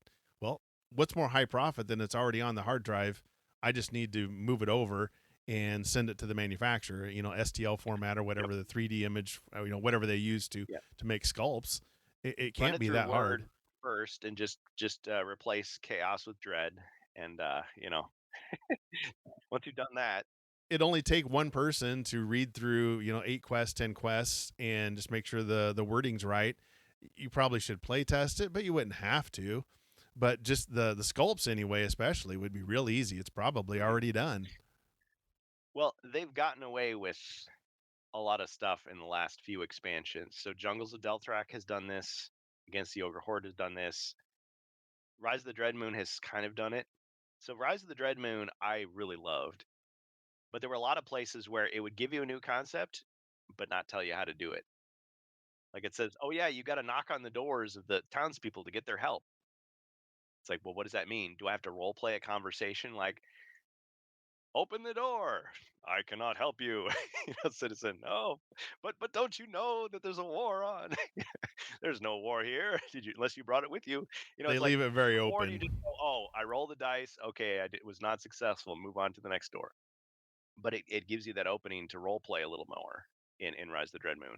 And so some people have definitely taken that to the next level. And it's like, oh, this is great. Now we have role playing and RPG light in HeroQuest.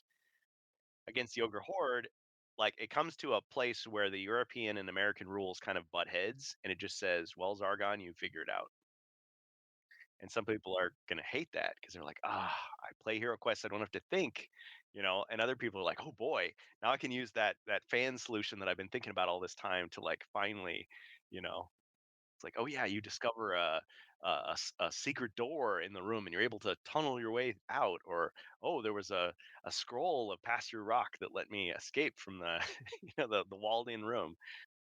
Or oh no, now the dwarf has to like go back and like save you by like digging you out with his special dwarf digging ability. You come up with a because in the original, well, in the European rules, you could disarm a trap after the fact. So like a falling block lands, and then someone with a toolkit or the dwarf could actually disarm it.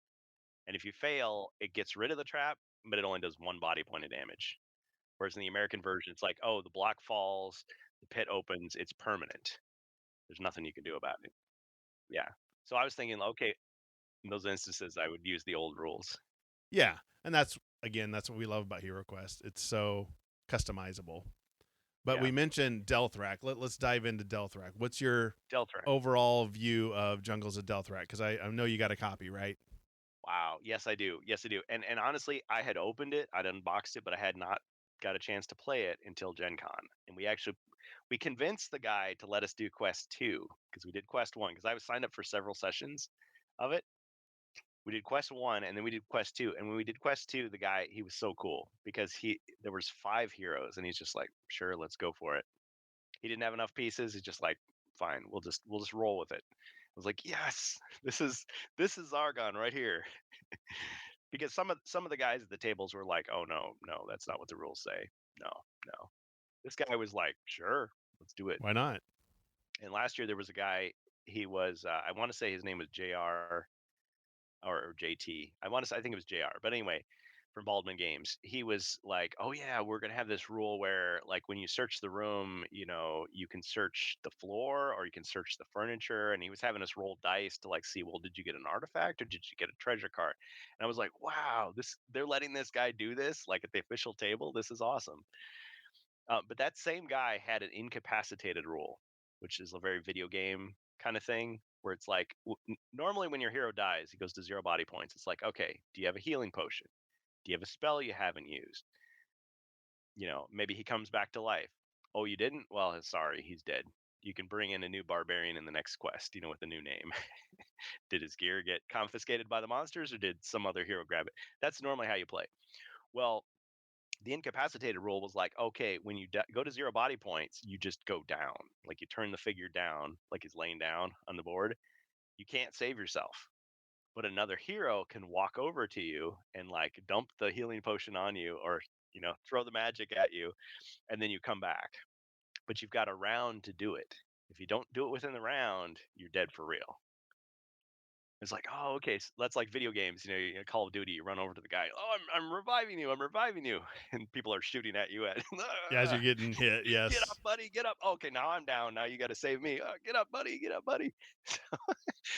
Yeah. So it's interesting because it forces the heroes to stay together and you can't rely on, and it's also encourages you to use your potions before you die to try to keep your body points above. So, oh, you're incapacitated again. Now we got to go back and save you. Oh man. Yeah. Well, and it also to divide the potions up because one guy has them all. It's like, oh, and he goes down. Oh shoot. We grab it off of his body and now we use it on him. Like, how does that work? so so so all the while he must have gotten some positive responses from that because Jungles of Delthrak adds the optional rule. And I want to say I'm getting a little confused because Against the Ogre Horde had some optional rules as well. I think it mostly had to do with the tournament and so forth. But Jungles of Delthrak gives you more options, and I like that a lot because you do have a bit of a divide in the community between people who always want to do rules as written. I want HeroQuest to tell me everything that I can and cannot do, what order to play the quests in, and that's how I'm going to play it. A relaxing game. This isn't D&D where I have to like spend hours writing all this stuff. I mean, when I ran Rise of the Dreadmoon, I felt there was some prep time. Like I needed to read these pages because when I just tried to go in, I was like, I don't understand how all this works. I'm gonna have to go back and read the pages again. It is. It is Or a little more complicated. Yes. a little more advanced. A little more Yes. advanced. So with some of these, you're gonna have to make a decision early on. So jungles, you're gonna have to decide. Okay, do I want to use the incapacitated rule or not? Because it makes a big difference. You can either do like play it as you normally would, or you can do I think it's called heroic, where yes, when a hero goes to 0 body points, he immediately goes down. He has a skull tile. The the other heroes have 1 round to approach him, use healing on him to bring him back. And if they don't, he's dead for real. Now, thankfully, the monsters don't have the option to just go over to the body and like stick him one more time and finish him off. Yeah, it's like okay, he's got the little equipment pack. There's a chance he could come back. Then there's story mode, which is like easy. I just want to watch it's like you're playing Dragon's Lair, and I just want to watch the Sure. movie. Like Okay. I don't want to. It's easy. Where it's like you don't put the skull tile. It's just they're just down.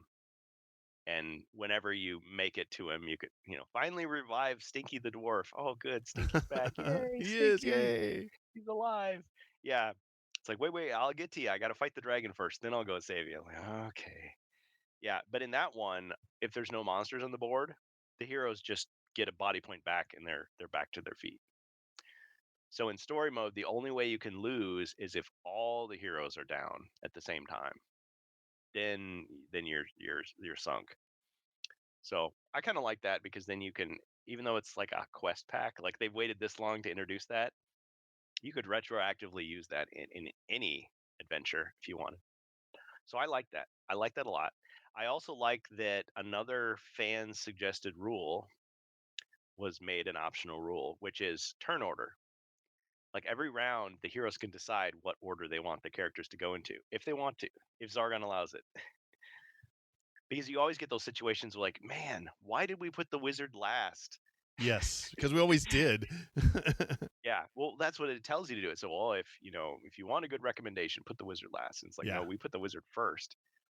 Yes, we're not having him search for treasure immediately to find, the wandering monster, but what we do it is so that he can cast the spell on the guy and he can get maximum Yes. effect. Sleep So it's spell not or whatever. Zargon's turn immediately and they can all scatter, you know. I do like that. I heard that that's what they did, so you can change the order, which I like.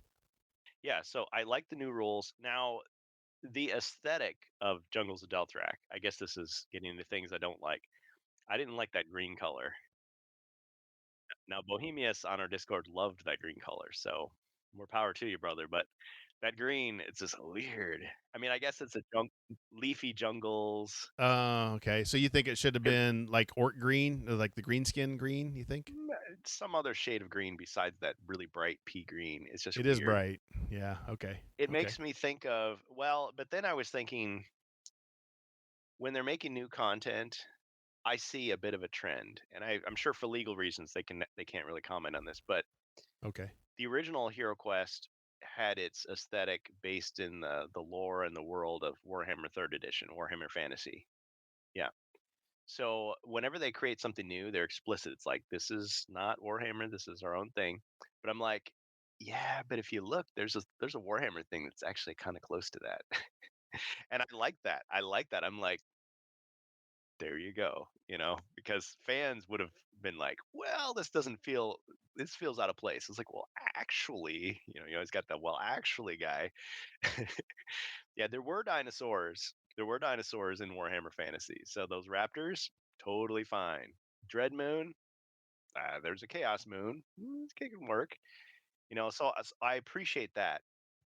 But the aesthetic, several people have compared it to like Saturday morning cartoons from like the late 80s, early 90s. Like you could probably think of some examples. I was thinking of like on humanoids, like that spider with the big, predator mouth. It's like, Oh okay, yes. It kind of makes me think of something, or the big snake. It looks like something that kids would like see on TV and go, "Oh man, we should do that in Hero Quest." Like, Pirates of, everybody remember the cartoon Pirates of Dark Water? oh yeah, Some of that. I The it was that was a little after my time, I think, but I do yeah, remember that cartoon. Yeah, yeah. yeah. It's like a The Thundar the plastic. Barbarian. It's way before. Oh yeah, Thundar. Yes, I love Thundar. Um, there's also the plastic you mentioned. The plastic. It's kind of, it looks, now that you mention it, it looks like the plastic from a Happy Meal toy. The green color. Yeah, it does. It does. It feels a little bit cheaper. I think they're going for a stiffer plastic in some of these. Like if you Okay, compare the game system to like now, it's more rubbery, more bendy, and then it goes to stiffer plastic. I more think it's kind of stiff. like Okay, Reaper, like they had the bones and then the bones yeah. black, bones USA. Uh, So I think those are easier to paint. You don't have the sword flexing and then the paint peeling. So there could be reasons, but I mean, is it less durable maybe? But I don't know. The durability versus the price point and all that. But I mean, the original Hero Quest, it was styrene, polystyrene. So you bend that sword and it's got a white mark on it. And like, oh man, now I got to paint it over so you can't see yeah. that. Yeah, the bent swords, bendy swords.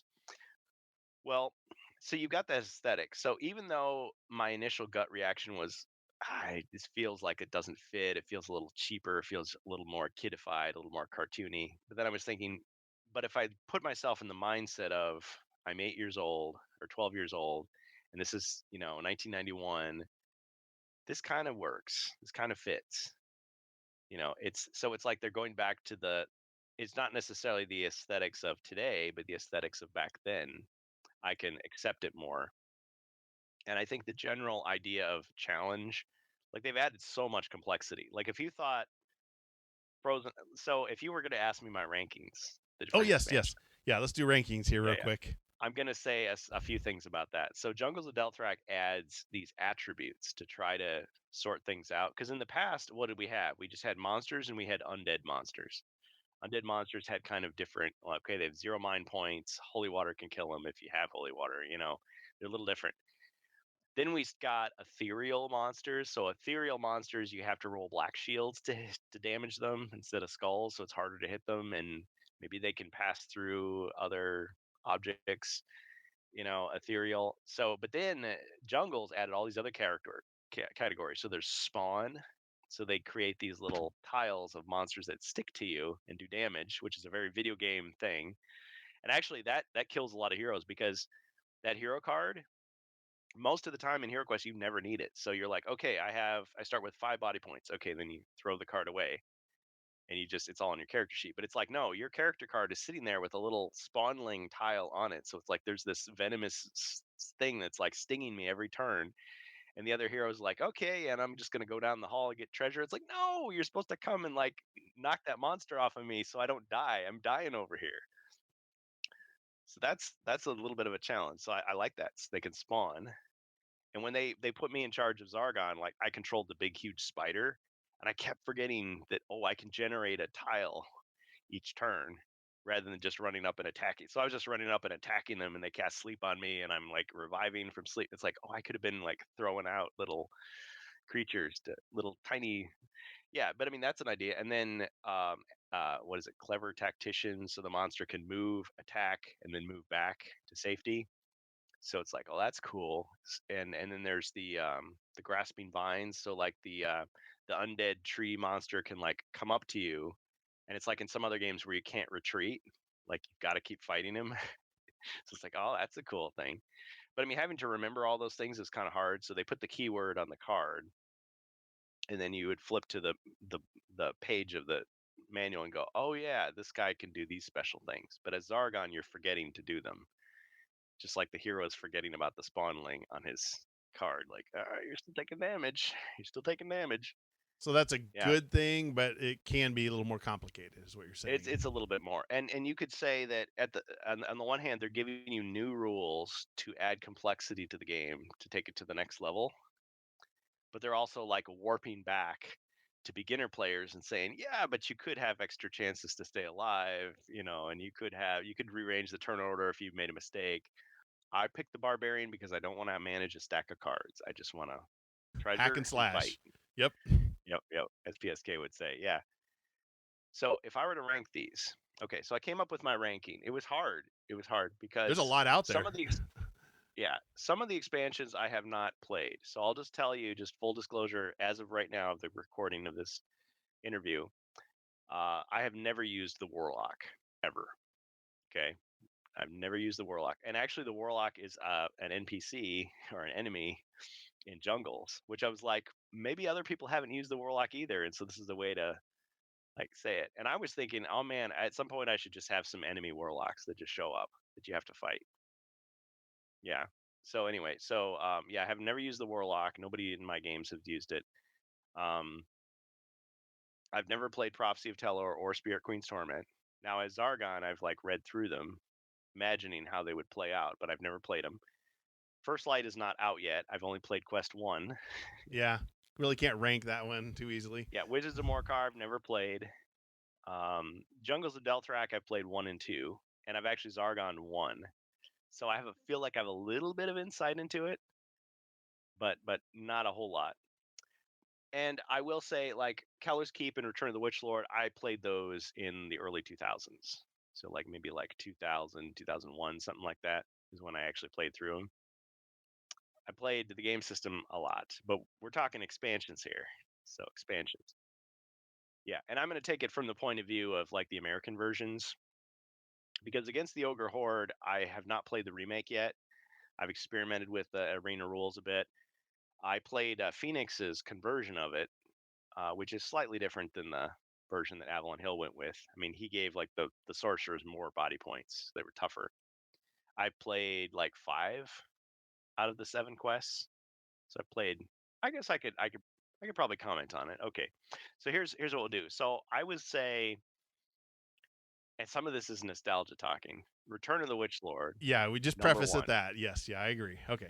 Return of the Other Witch people are Lord. going to disagree. Respect. Return of the Witch Lord, number one, and I'll say why is because it was my first expansion I ever played, and because the undead monsters were so rare in the game system. I mean, it's like usually you're fighting orcs, you're fighting Fimmers, you're fighting goblins, and then you went into this room with a tomb. Oh, and of course there's a mummy and a couple skeletons. All right, you fight those guys, and then you go back. And they were just kind of like a side monster, but now they were front and center, and it's like, oh, you actually got like 8 more skeletons, so you could have an army of undead.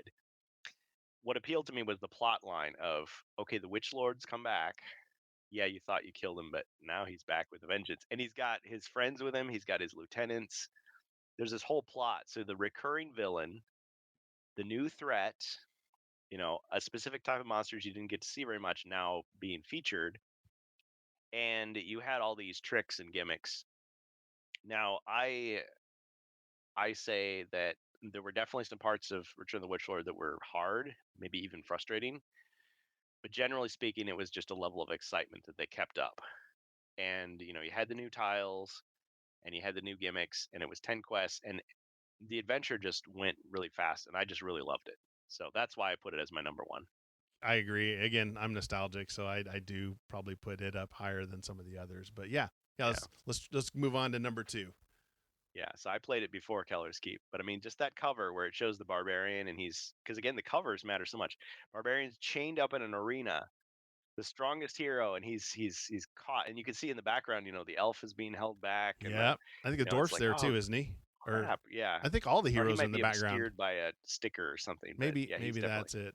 Oh man, Les Edwards, amazing. Yeah. He's in the arena, and right, you see a skeleton with a big axe walking towards him, ready to Chop his head execute him. off. Oh Yeah, man. and the Witch Lord's just like, yeah, like I've got you right where I want you. And I was like, that cover, man, that gets you right into it. You're like, oh, we can't let that happen. That cannot stand. See the covers. See, this matters, Hmm. guys. Anyway, Very, sorry. very much so. I mean, Keller's Keep had a cool cover too, but it It wasn't did. quite. It was just, oh, the gargoyle smashing through the wall like Kool-Aid Man, and the Oh dwarf's like, yes. oh, Oh yeah. yeah. Well, and there I liked. Well, the covers are so good. I got to just say this about Keller's Keep. So the dwarf looks different depending on the classic art. So you've got the dark skinned dwarf with the white hair on the character card, but then on the cover he's like more light skinned. So it's like, is it a different dwarf? But what they were telling you is you can paint him however you want, just like in the different European adaptations, like so the comic book, like I think they give names to the four heroes. I believe so. Yes. In the novels, they give them different names, and I think in the sticker album they give them different names. So it's like the same guy has multiple names. Is this like Conan traveling from country to country and he has different nicknames, or is it the fact that hey, they're acknowledging that you name him whatever you want him to be? you know, Stinky the dwarf is just as valid as Thorin Oakenshield. Could be the region, like in Lord of the Rings, Gandalf has different names. Maybe, I don't know. Yes, that was my name. The Grey Pilgrim, Gandalf Stormcrow, Mithrandir. Yeah. So yeah, but I like that. But it's a subtle way of acknowledging that it can be whatever you want. But anyway, yeah. So you've got the gargoyle crashing through the wall, attacking him, and then you've got these creatures, which I don't know, are they small orcs or are they large goblins? Getting ready to fight him, but he looks okay. Whereas with Return of the Witch Lord, it's like, wow, the stakes have just increased. Oh yeah, a lot. Yeah, so the cover has a big deal. Okay, so Return of the Witch Lord is number one for me, Okay. and as a modern fan, I have no shame in saying number two is Rise of the Dread Moon. Ah, I've yes. really enjoyed it, and the reason I would put it second is because of just the sheer number of gimmicks that they put in and opportunities for you to do new things. I wasn't really that big on the RPG light thing. Like the way Nightfall begins, the bonus quest is like you should introduce yourself in character to the other heroes, and it's just like when we did it, we're like, I'm the dwarf, and yeah, pass. Like, okay, well, all right, But then I think one guy got into it at the table, and like everybody else was just kind of like, yeah, whatever. Anyway, let's start the quest. But I mean, they never had us do that before. The quest books, just overall, the quest books, the figures, the extra furniture. Yeah. Yeah, and Rise of the Dread Moon, as I mentioned, it requires some homework on Zargon's part, so I kind of that's a strike against it. But it's also like, okay, I've coasted on my knowledge of the game system rules thus far, and I can deal with new monsters. But yeah, I actually had to read those pages carefully to see, okay, what are they saying when they describe this underground market? What do they mean with what can you actually do in the hideout, and what is the all the different things. And it's like each new quest, I couldn't just assume that everything is the same. It's like, oh no, there's a special rule in this quest that the monsters get extra power, or oh, they use the tokens for certain things, and it's like so there's alternate paths. So if Zargon, I got to be ready if they do this versus this other thing. I got to be thinking about it. And I would miss stuff, and like people would like message me and say, "Hey, you forgot that one room where you could do the other thing." I'm like, "Oh yeah, you're right. Oh, okay, I'll have to correct that next time." You know, because hopefully my heroes are not looking ahead, but some of my viewers are. So I kind of like that. But anyway, yeah. So Rise of the Dread Moon, I think it was good in that it gave us those opportunities, and I enjoy the story because I feel like Mage of the Mirror and Frozen Horror had the problem, which was they were too hard and too long. And there's reasons for why that was. The franchise winding down, not them having too much crunch and not enough time to get it done. So it was kind of a way to go back to Elathorn and kind of like revisit some of that stuff, some unfinished business. And it actually sets it up nicely because they don't tell you a lot of things. Like I think there's some spoilers here. This is a spoiler section. Oh yeah, You yeah. haven't seen it. Spoilers. Okay. Sir Ragnar, he's a traitor. Yeah. Yes. Why did you do it? Oh. Never answered, never No. explained. So What could have you get been? to come up, yeah, you get to come up with your own. And one of the monsters that you fight has a strong resemblance to a certain elven would-be Queen. usurper queen. Yes. Never explained. Never does. Never explained. Twin sister. Well, I asked Tess Hogan about this because she was either the quest writer, the story / quest writer for that Oh yeah. last year, and she's like, we deliberately left it out so that you could make up your own. Like what? Nice. Yep. Okay. And people like Doug, I'm sure, and Chris would have confirmed that, is to say that no, we deliberately left gaps, didn't explain things, so that you would come up with your own. explanation, your own headcanon, as it were. And I was like, oh, that's so cool. So yeah, I've come up with my own ideas. That some of her power was derived from certain deals she made with certain entities, and they came to collect. Yeah, yeah. So I'm gonna, because we've completed in my group, we've completed Mage of the Mirror, and we were playing Mage of the Mirror and uh, Rise of the Dread Moon at the same time on alternate days with different sets of heroes, just to try it out.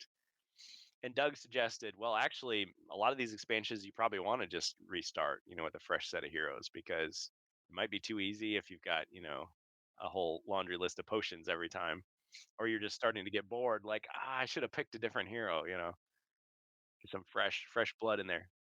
Yeah, yeah. So there's other reasons I could think of, but yeah, Rise of the Dread Moon is number 2.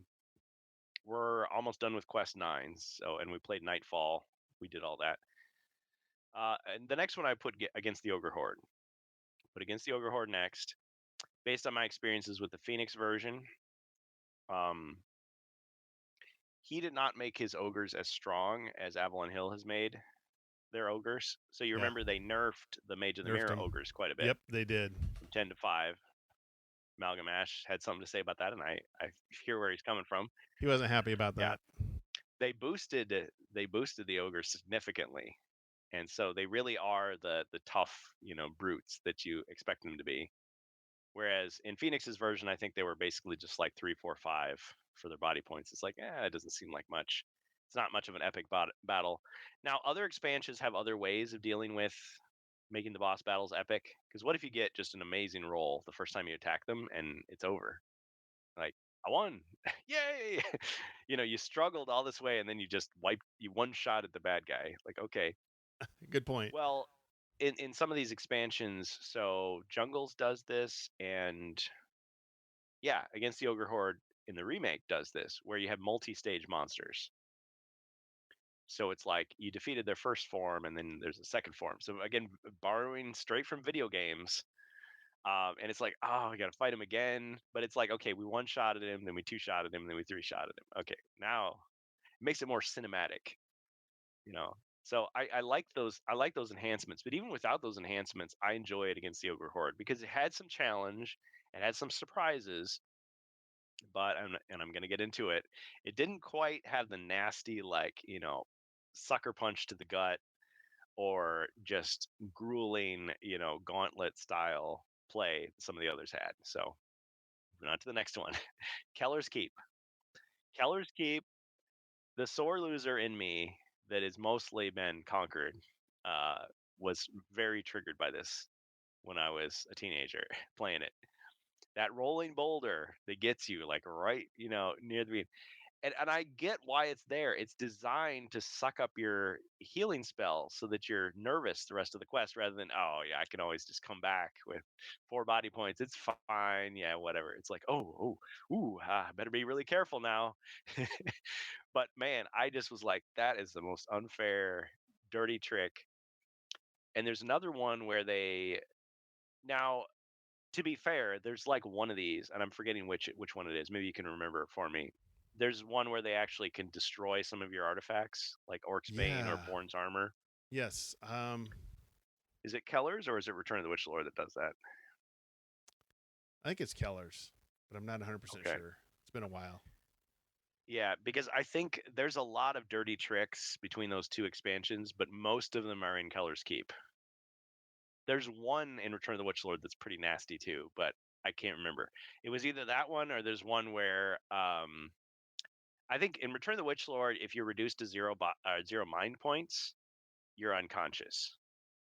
So you're basically out of the quest. Somebody still has to win it, but you're not dead. Keller's Keep, if you're reduced to 0 mind points, you are dead. Like for real. Like unless somebody has the elixir, you're dead. You're done. So it's like, Yeah. oh dang. Now, The stakes are higher. realistically, the bad guy is going to kill one hero, probably the barbarian, and then everybody else is fine. So it's like, True. True. That's why I put him Gornan first. fell in battle. Long Yes. may he be remembered. But then you Uh-huh. move on. So, but I thought Keller's Keep had less. It was less interesting because you didn't have that recurring villain. You had more of the sucker punch, like cheap shot, challenges, it didn't seem as cool. I mean, I still had fun with it, except for a few parts where I got frustrated and I was ready to quit. I was like, dang it. Yeah. It can be very frustrating for younger or less mature players. And considering at the time and what you get in the box, just like Return of the Witch Lord, it's just a new quest with a More, few new gimmicks, and it's still interesting. mhm. Yeah. Stephen Baker wrote all of them, so Yeah, it's still his vision, still his work, and you can tell that he wanted to up the difficulty because he it's like did. people like this is now that we're working together, this is too easy. Because the original Hero Quest, you could fight each other over the treasure, but it's like Yeah, once people resolved it, no, we're gonna stay together as a team. stay and work together. Goonies never Yeah, say die. So, okay, that's fine. right. And that's what Yep. he wanted you to do, was stay together. Right. But now he has to find ways to make it harder. So he's gonna like put more traps in there, more crazy stuff happening, throw you off. Okay, so next in decreased order of my liking it is Frozen Horror. I was like leading the charge against this one. I wanted it to be released I remember. 100% when they announced it, but I was like, listen, I got a list of demands, and then you hold the paper, it's the accordion effect as it goes down to the floor. It's like, okay, this is what needs to happen. Now, looking back on that, they implemented a lot of those changes and more into the Northlands. I mean, they released that digital quest to kind of fix it up. Still needs a lot of work. Probably my best recommendation for Frozen Horror and Mage of the Mirror to someone who's just brand new, never played it before, wants to play it. As Argon, just go through with your pencil and just scratch out like maybe a third of the monsters, maybe a third to half of the traps. And with the solo quests, either get rid of the Yeti or use the Yeti hug break. It's still really hard. Or just make it a multiplayer quest. Like, I think 4 heroes doing the solo quest is a bit too easy, but 2 heroes or 3 heroes or 1 hero and an animal companion or, a mercenary makes it doable. And actually, it's kind of fun because you're playing the quest and you're not like sweating, like, oh my gosh, the next monster is going to wipe me out. And there's nothing I can do about it, you know? So the solo quests in Frozen Horror were kind of a wash. Like the way the instructions portray it is this is a way when you only have 2 people to have a fun adventure. It's like, but to have a fun adventure, I control 4 heroes and you control Zargon. That's how it works. I mean, some people don't like that. Turns take a long time when I have 4 heroes to manage. I got to think about the wizard, and then I got to think about the dwarf, and I got to think about the elf. That's how It we takes a play little it. bit longer. I just have one kid that plays with me, and she runs all 4 heroes. It's not that bad. But if you got 1 person for each hero, you can be thinking about your turn unless you're that guy who's like on his phone or like daydreaming. Oh, it's my turn. Oh, whoops. You always got that guy. But if you can be thinking about your turn until your turn comes around, then boom, you just do it. Whereas if you're managing all 4 heroes, you got to think, okay, well, and then this, and then okay, what am I going to do for this guy? Although it lessens the stakes a little bit because then you're like, well, it's like I have 4 lives in the game. So okay, 1 hero died, but I still got 3 more. Whereas when it's people, you're like, oh, my guy's out. Dang it. But it also, on the Yeah. flip side, if it's one person running 4 heroes, you're not going to get. You all have the same goal because the same person's running it. There's no debates about which way to go. Everybody just works together automatically because you're controlling it all. No, I think the dwarf would not want to go with the rest of the group. He's going to go the opposite direction. Yeah. You always got that guy. The wizard's going to trigger all the rooms and be like, save me now. Oh, jeez. Yes. Yeah. So anyway, so they had this idea of the solo quest. And yes, the barbarian is very powerful. So is the elf. But those solo quests are way too hard. Okay. Like you need a hero who has saved up a lot of healing, maybe has at least a 3 attack weapon, maybe some armor. They portrayed it as a beginner quest, and they do not work well. So the solo quests, now you can skip the solo quest, but in the storyline you can't because they're saying, no, only after you have proven yourself worthy, then you have earned my trust. Then you may gather your companions, and it's like you just have to be like, nah, it didn't happen. We've Never already, mind. having earned the trust and proven ourselves worthy, we begin on quest Let's 4. go. Yes, there you go. Let's do it. Yeah. So Frozen Horror, but I would rank Frozen Horror higher than Mage of the Mirror even though Frozen Horror is harder, those Yeti hugs are ridiculous. They're ridiculously unfair. And in the draft notes, they weren't as bad because you could actually escape them. You could actually defend. They didn't do as much damage. But anyway, I rank the Frozen Horror higher. I read an old review about this, and I agree with it, is that as a sandbox, the Frozen Horror gives you much more. Like, It you've got more does. monster gimmicks. You've got Uh-huh. more interesting tiles to use. You do. It just has more to it. More variety. Yeah. And the storyline, it's like this, apocalyptic, bad guy. Like, I don't think we've had another villain like this since the Witch Lord. Now, Oh, okay. in the drafts, the Frozen Horror actually shows up, and he threatens to make you into his slaves. Like, there's a sort of tie between like undead monsters and the Frozen Horror that gets deleted, and in the final version, you Oh, don't really have that. It's just okay. like, well, it's implied that there was another guy that went to fight the Frozen Horror, and he failed, and he's a zombie, and it's like Okay. you just have to fill in the details yourself. But I think the fact that you have a little bit of a specific named villain makes it good. It's not just a series of generic sorcerers. I think there's only one Sure. other sorcerer you fight. So Oh, it's okay. like those spells don't get used at all until suddenly he's there and he's got like a whole deck of them to use against you. It's like, whoa. So you better I'm make in sure that trouble. battle is epic. Yeah. Yes. Um Mage of the Mirror, I would say the storyline is good. Okay, The so whole Mage of the Elven Mirror is Civil War. next. Yeah, For Mage you, of the the Mirror is Mage of the next. Mirror. Okay. The Elven Civil War is good. The original drafts were much darker than what we got. There was a lot more like, kinslaying, shall we say, going on. That was deleted because it's a kids game. They thought, oh, this is too dark. This is not the grim dark, past of Warhammer or whatever. Yeah, but you still had some gimmicks. I think the elf, the elf gets a lot of really cool spells, and they're actually very powerful. But I think they made a mistake in giving you just 8 of them, just saying like pick any 3 that you think you might need. It's like it's too hard. Like the original draft idea was you get sets of 3 again, and they were matched to say, okay, here's some offense, some defense. Now it's true there's no healing spell, so you hope that the elf is advanced enough. He's got some healing, Get some healing or because potions or otherwise, something. yeah, some potions of some kind. So like Hypnotic Blaze is really powerful. Time Stop is really powerful.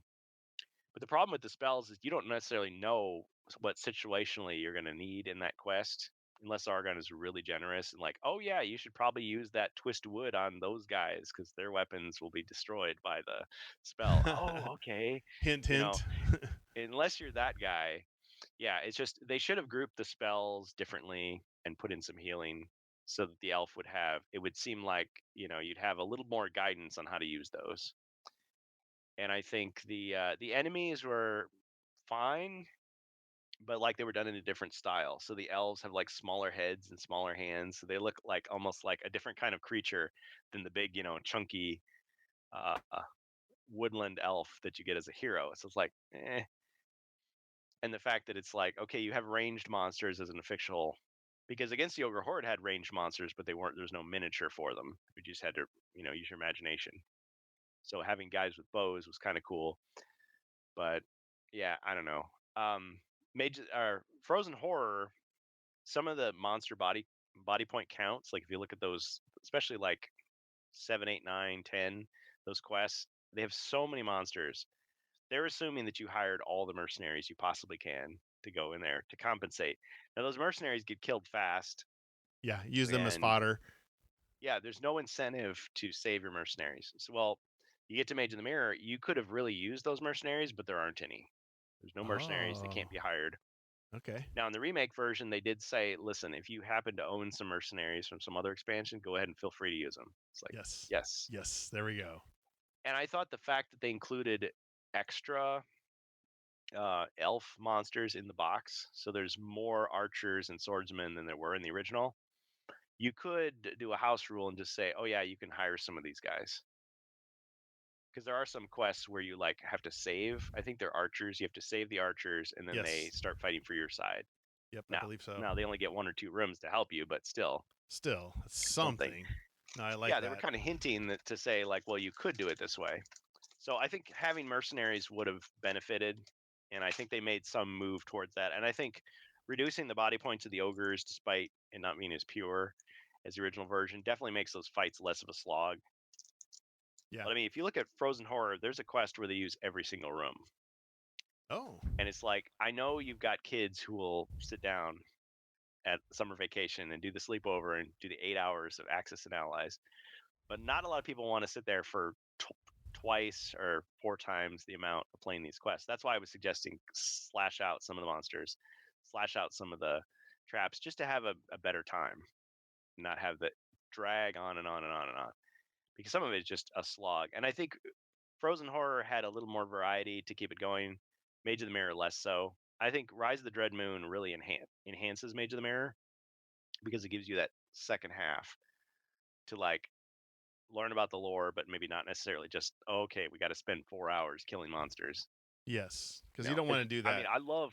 I love fighting monsters, but I need a break sometimes. You do. I 100% Let me agree. do a stealth mission, or find some NPC to talk to, or something like that in between. Yeah, I agree. You got to find that balance. So my impressions of First Light are that I like it so far, but that's just Okay. one quest. Okay.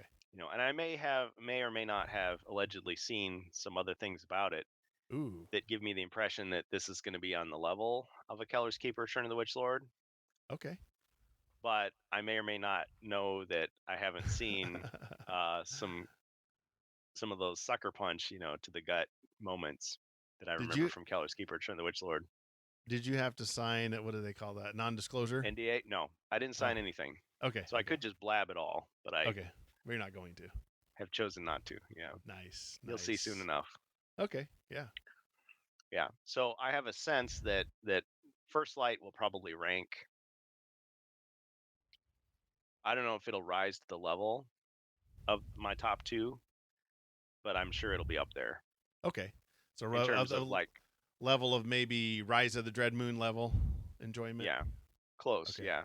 Now, not having but see, the thing is, I already have the plastic miniatures. Like, I don't have to use the cardboard. I can just dig into my other box. But if I were just stuck with it, I would probably be like, oh man, I wish I had, more plastic. I mean, the heroes are cool. I like the hero designs. I like the dragon design. I So I that's a I plus. I bet you those heroes again were probably just on some hard drive someplace of alternate Could have been. sculpts. Could have been. Or they just tweak it. They took the chest armor on the elf and they were like, let's make it look a little more sensible and less Less tropey. ridiculous. Yes. Yeah, yeah. I mean, you've got both. So if somebody wants the Sure. sculpted breastplate, they can have it, and if they want just a little less Well, more yeah, practical, and in a 3D software they have now, you can swap out hmm stuff very quickly. yeah, you want It's the not hard. barbarian standing on the rocks, or you don't want him standing on the rocks. Yep. He's doing the Hulk Hogan, finger point Oh thing. yes, You can still do that. yes. I love that. That's Yeah, awesome. Good reference yeah. there. I love that. And, and that dwarf, I know that um, Games Workshop doesn't copyright poses, but that pose totally looks like a Warhammer dwarf, like pose with the wizard, of course, with the smoking fireball in his hand, ready to go. Yeah, and he's got the full beard. Yeah. They again, the sculpts, the dragon and the heroes on First Light, they did do an awesome job. So that did help a lot. I agree. I agree. What about now? You haven't played, of course, Telor, Crypt of Perpetual Darkness, and some of the others. What I know we can't really put them on the list because you haven't really played them, but Where I would imagine they would go. So the difficulty of Prophecy of Telor and Spirit Queen's Torment look pretty reasonable. I mean, again, I feel like Frozen Horror and Mage of the Mirror are way too hard. And then most everything else kind of falls in the middle. I mean, you get some quests where, okay, if you make this one mistake, it's going to be really rough for you. But usually it's kind of in the middle. You win some, you lose some. what do you think, Delthrak? I know you haven't played through it all. Where would you guess you might put it? Oh, yeah. Well, first, let me say Prophecy of Telor interests me more because of the Stephen Baker connection. And also from reading through it, like he definitely weaves this lore. So there's a spoilers again plot line about Telor and the Talisman of Lore. And the person that takes it on in this quest, it's kind of like Lord of the Rings. Like, okay, it has this corrupting power. it gives you strengths, but it also gives you weaknesses, and it's just like, oh man. And it's kind of, I like that. I like that a lot. Whereas Spirit Queen's Torment is more like, well, some orcs are not so bad once you get to know them, and so you're always going out and you're trying to find orcs and like, are you a good orc or a bad orc? Oh, you're a good orc. Well, come with us. You're a bad orc. I kill him. It's kind of goofy. It feels a little bit amateur. I mean, you get those cool like green see-through miniatures to use, but I could see myself tweaking Spirit Queen's Torment a little bit more to make it more what I think it should be.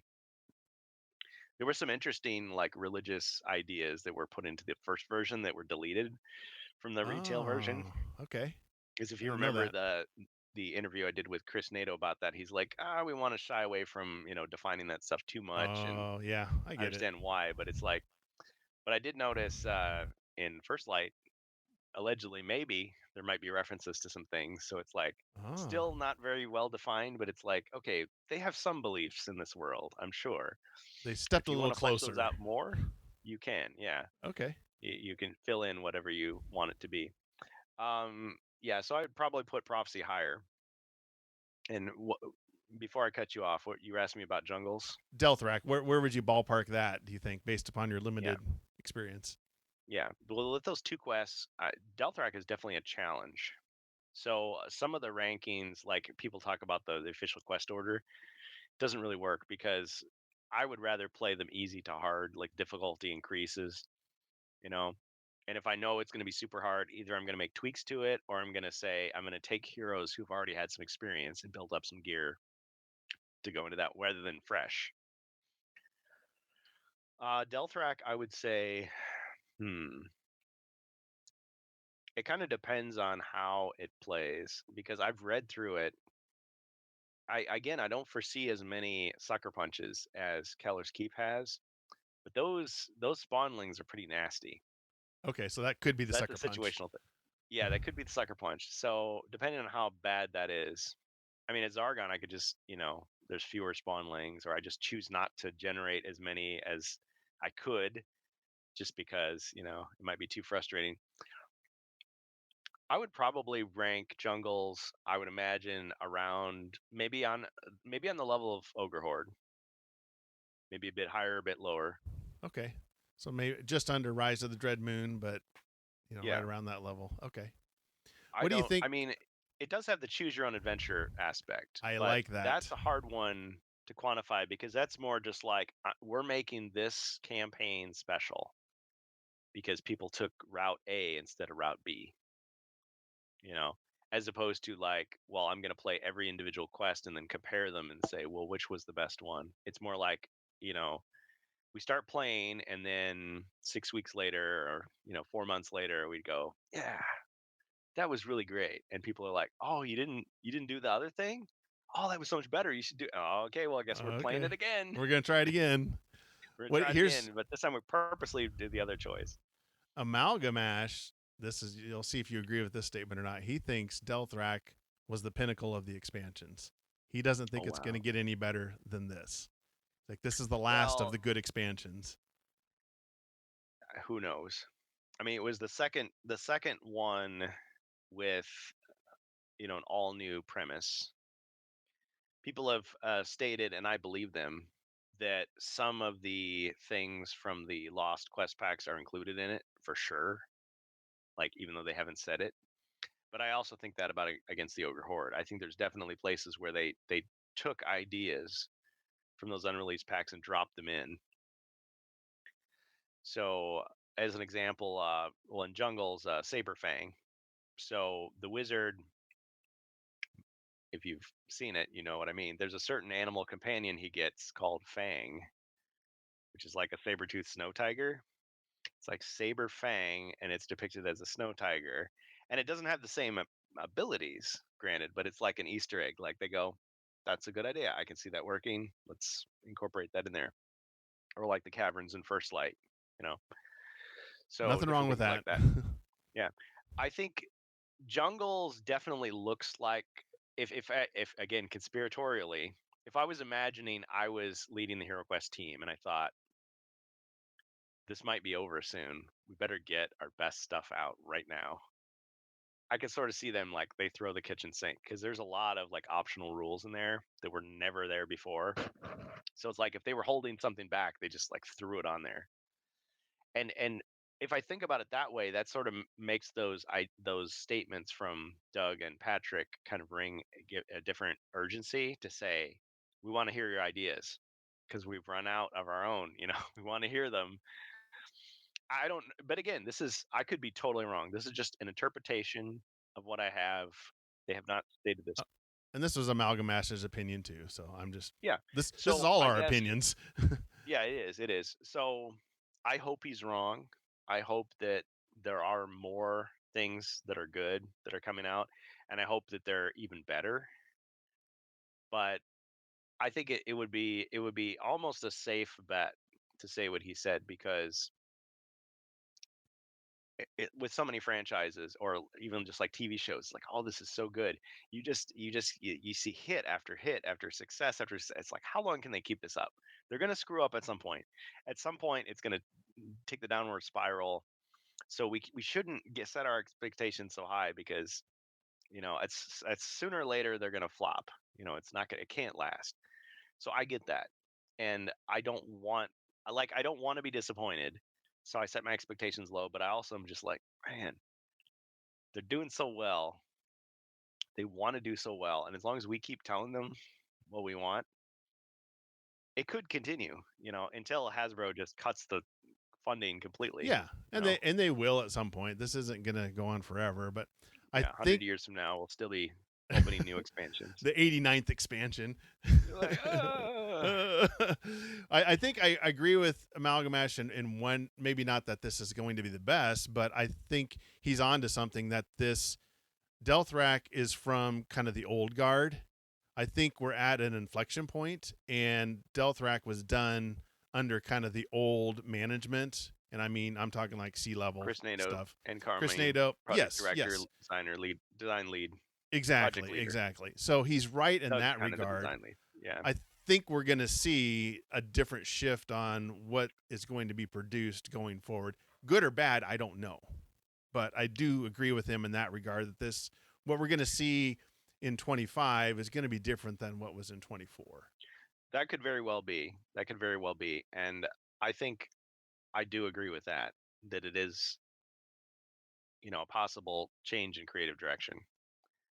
But my discussion with Doug made me think there's continuity. Like nothing has changed. Like yes, Chris Nato is gone, Avalon Bill is gone, but not to downplay at all. He did not downplay at all. In discussions before and after, the role that Chris Nato played in it. He wasn't just a hype man for the company. He wasn't just, well, what should we do? Everybody tells him what to do. Okay, do that. Like he actually had input. He was like, he gave ideas because the way they explained it, the editors don't just edit. Like, oh, you misspelled that word. Well, why don't you rephrase that sentence?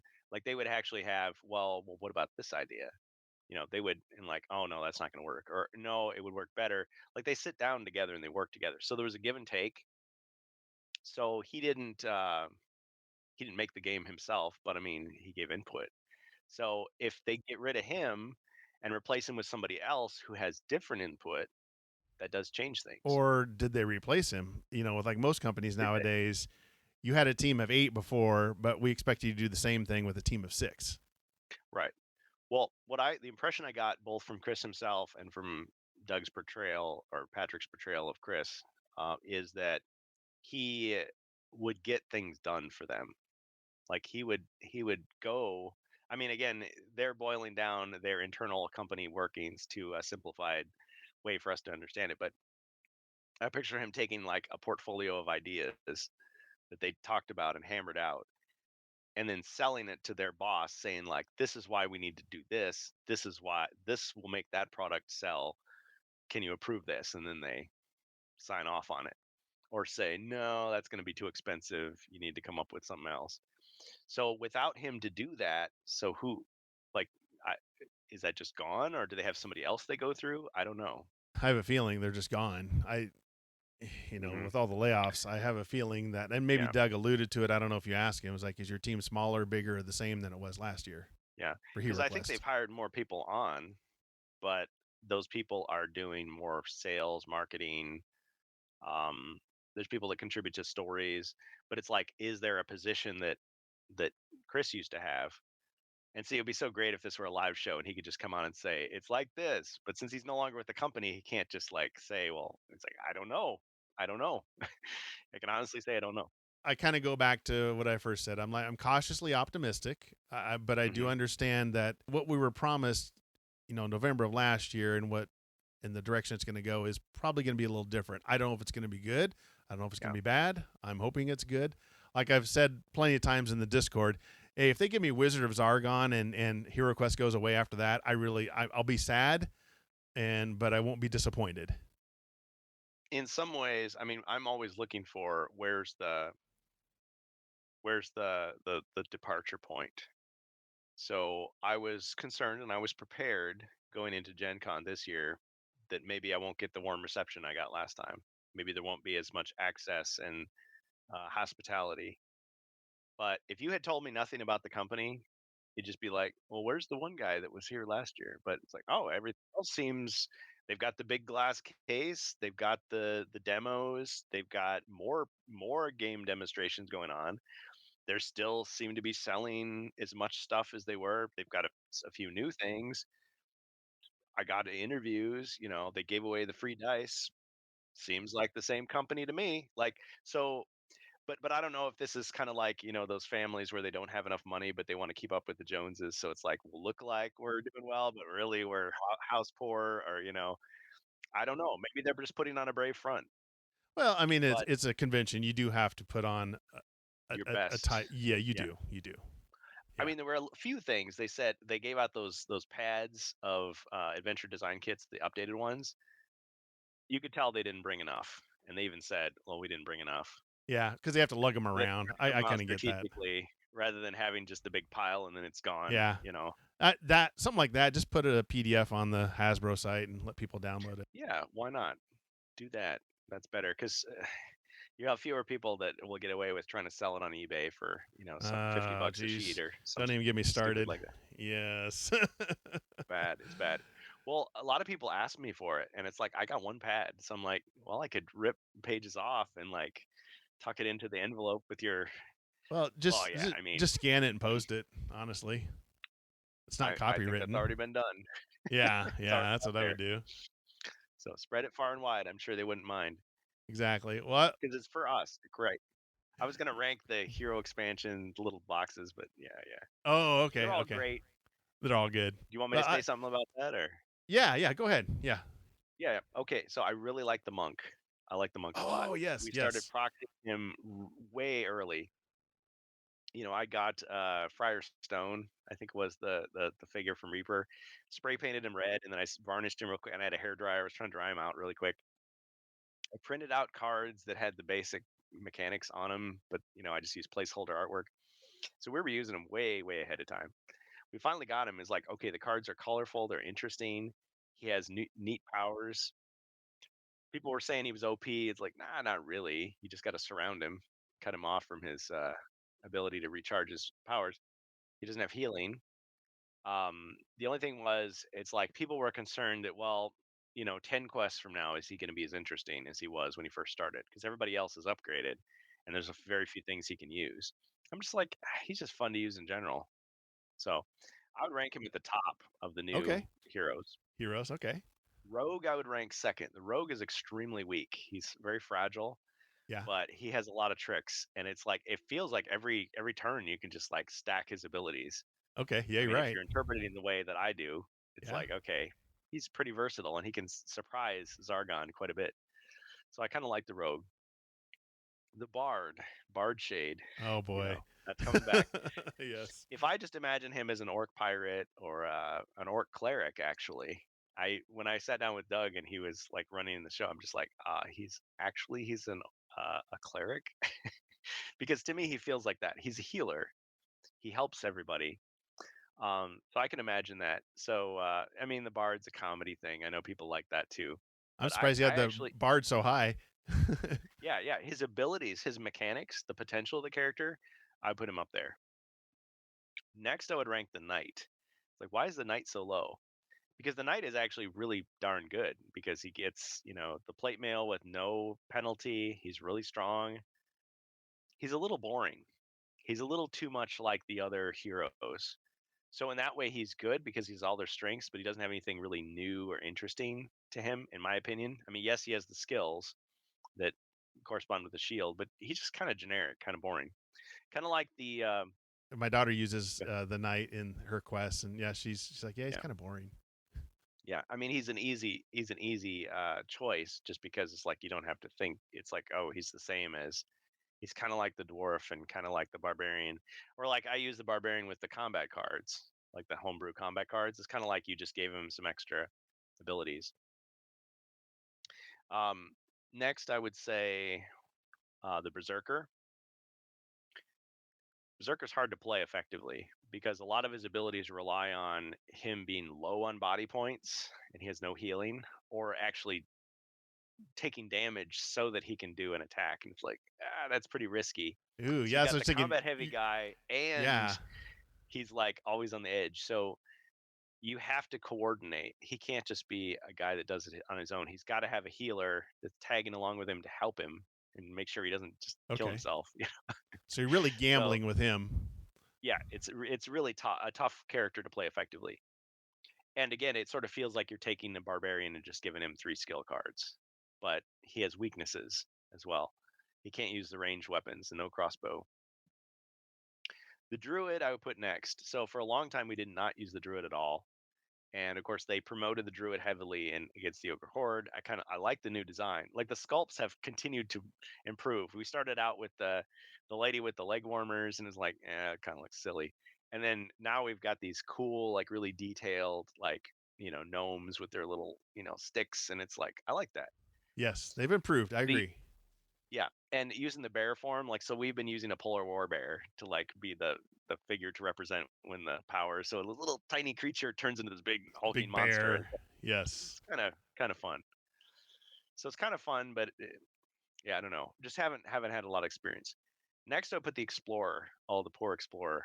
We tried the explorer at Gen Con, and every person, I think one person ran out of the quest before they died, but everyone else just got killed, just murdered, because the explorer is not the dwarf, and it's easy to forget that because it looks like a dwarf, and just like, oh, it's the dwarf. It's like, no, it's weaker, much weaker than the dwarf. No armor, no metal armor, so that just means a shield and bracers, which Great. good luck because you're going to need several quests to afford that. Great looking figure, though. I'll give him that. Oh, it looks awesome. If you just want to use that as a proxy for the dwarf, perfect. Or if you want to take those scale cards and give them to the dwarf, that works even better. But the explorer really is the explorer. It's like the scout that you send on ahead first, make sure Okay. there's no traps, and then let Yep. everybody else go in and Okay. fight. So but everybody wanted to rush in and do combat, and it just doesn't work. So it's a challenging. It's like hard mode. And then the warlock, I can't say, but I have a feeling that the warlock is definitely going to be one where the warlock is the one who like activates the room and then runs away, where everybody else has to like do because she has all the weaknesses of the wizard and none of his strengths. All she's got is that ranged And weapon the from the demon start. form. Yeah, the demon form. Yeah, I don't know. I mean, you get to they don't tell you, but they encourage you to use the red gargoyle Yeah, I like that idea. to do that. We've gone through a lot, but I think there's even more. That's the crazy thing. Yeah, I feel like if the designers have their way, the future of HeroQuest is bright I think because they so. have good ideas, they have passion, and they'll keep talking to us, and we'll keep talking to them, and they'll keep listening and Yes. making our ideas work with the framework. But it all depends on, yes, if the sales continue, if That's the the bottom figures mark line. up, if the bosses at Hasbro say it's okay, if they don't have too many setbacks and screw ups. I mean, I think that whole cover thing with First Light, this is my personal belief, is that set the project back, that delayed the It release, did. Oh yeah. At least 2 months, and 3 months. increased the budget too. And so that's a gamble, that's a risk. So they're probably all sweating and nervous and losing sleep because they're like, I don't know. This Yeah, better be a success or we're in big trouble. because the expectation now, because of the cost. Hmm. Okay, Right. before I'm throwing random numbers out. Maybe like we had to sell at least $100,000 to break even on this, 100,000 Mhm. copies. Now it might be 150 or 125 or something. Yeah. So I'm doing my part. Yeah. It's Oh like yeah. the Starship Troopers. I'm doing my part. Like I'm gonna buy a copy. Oh Somebody yeah. said it. Kurgan's gonna buy 2 copies. Like, well, I don't know. I might It's like buy I a don't know gift about for that. somebody. Yeah, Yeah, yeah. yeah. I'm gonna buy a copy right now. I'm kind of in backfill mode, so I've been buying second and third copies of the old stuff because I don't know. I just don't want to the FOMO. I don't want to not Oh be able to yeah. have an extra copy. Because I made that mistake back in 1990. I didn't get extra copies, and I want to be able to Yeah. play this game in 20 years. Stuff gets Yeah. lost, stuff gets broken, Hmm. so I have a spare Hmm. copy that I can just pull from if It's a something gets legacy for you and for your family. exactly. Well, yeah, yeah, that Mhm. too. And so, Yeah. you know, who knows? I well, and Patrick's statement was because there was somebody on was it Reddit or Facebook? They said, "Oh, Avalon Hill told me that they're running out. They're running out of the Rogue and the Monk, and they're not going to restock them. Yeah. So buy it from me." It's like, "Oh yeah, sure. This is the uh, guy that's selling it, isn't it? Isn't he?" Well, Patrick's answer to that was very good and very encouraging to hear, which was, even if that's true, we're going to make sure that those characters stay in the game, one way or just the like they other. did with the knight. Yeah. So there might be another expansion that has a monk or a monk like character in it that will fulfill your desires rather than, ah, dang it, I knew I should have bought 2 copies. I should have ordered it early. Because think about all these people in Europe who like can't get it or have to wait longer or pay more fees. Same with, But yeah, the monk, you have to agree, the monk box with the arena thing, that is beautiful. it is. The setup, the They put a design. lot Oh of love man, into that. And the that map, they're like the hinting at the map. world. Yeah. Yes. So if Oh, you want a world map, get on social media and tell Avalon Hill, I want to see more of the world of oh, Heroquest. yes, yes. I And remember then you. if they You if mentioned it that in your interview. You feasible, said that's they can do it. just yeah. So Whatever there's you so want to see much. in HeroQuest, tell them publicly and write letters to Hasbro and do all that stuff because they don't have any more the ability to just the legacy stuff is drying up other than what we've talked about with the unreleased stuff or the one-offs. So we really need to tell them what we want, and I think there's a laundry list of things. Now, they're not going to go in and release commercial versions of fan mods, so you're never going to see Mound of the Beast Men in an official quest. Sorry. But if there's good ideas that fans have and it's like I really want to see this, Just you listen to know. this podcast, Avalon Hill, and you'll get you plenty of ideas. Yeah, thanks for the skeletal archers. Now we want rat people, we want lizard people. If you can get the Famirs back somehow, yeah, Last year, you wanted furniture pack. skeletons with either crossbows or bows, and you got him. And you wanted Mhm. orcs with bows, and you got him. So, Yeah, so I mean, I'm happy camper, but dreams do come true. dreams do come true. And I want special. Okay, here's what I want. Here's my thing. If you're not going to release the Wizard Quest pack, which I think you should release it anyway, but if you're not going to do that, I want powerful magical items that the wizard has been saving his gold for since 1990 that he can buy that will give him new things. Like I'm thinking like maybe a spell book, maybe a powerful artifact that boosts his mind points and his body points, give him a little bit of survival power. Um, he can always use more magic. I mean, we're talking next level stuff, right? So he has 9 spells. What if he had 12 spells? Yeah. 14 spells, 18 See, spells. that's where that card expansion idea has like 40 cards in Hmm. it, 50 cards, and it's a mix of treasure and artifacts, spells, Hmm. whatever. Just throw some in there. That'd be really. Or regain spells. Or, I mean, not everyone agreed with my idea of like summoning elementals. Lots of people want to summon elementals. Uh huh. I like that You have idea. just a new creature that will help you out, but maybe it's like hard to control or it's dangerous or whatever. But I was thinking like, well, you could sacrifice some of your spells instead of just casting the spell like you normally would. Just say, okay, I'm gonna put that into the fund, and then cumulatively that will generate this super monster that's under my control that can do some real damage, Like a rock something like monster. that. So summon a Yeah, rock monster, sacrifice 2 fire, spells. water, air. Yeah, Yeah. because we already have that elemental element in the Hmm. game, right? Yep. And maybe you could have bad guys that would do it too. It's like, oh, do I really want to, zap them with lightning and then summon orcs, or maybe I could combine them all together and summon this, Oh, sacrifice creature. all the orcs in the room to create some sort of super monster. There Yeah, you go. a giant, Ah, they troll or something. I don't know. they all combine together like Devastator and Transformers, something like that. Yes, exactly. Yeah, Or the there you go. Megazord for you younger folks. Yes.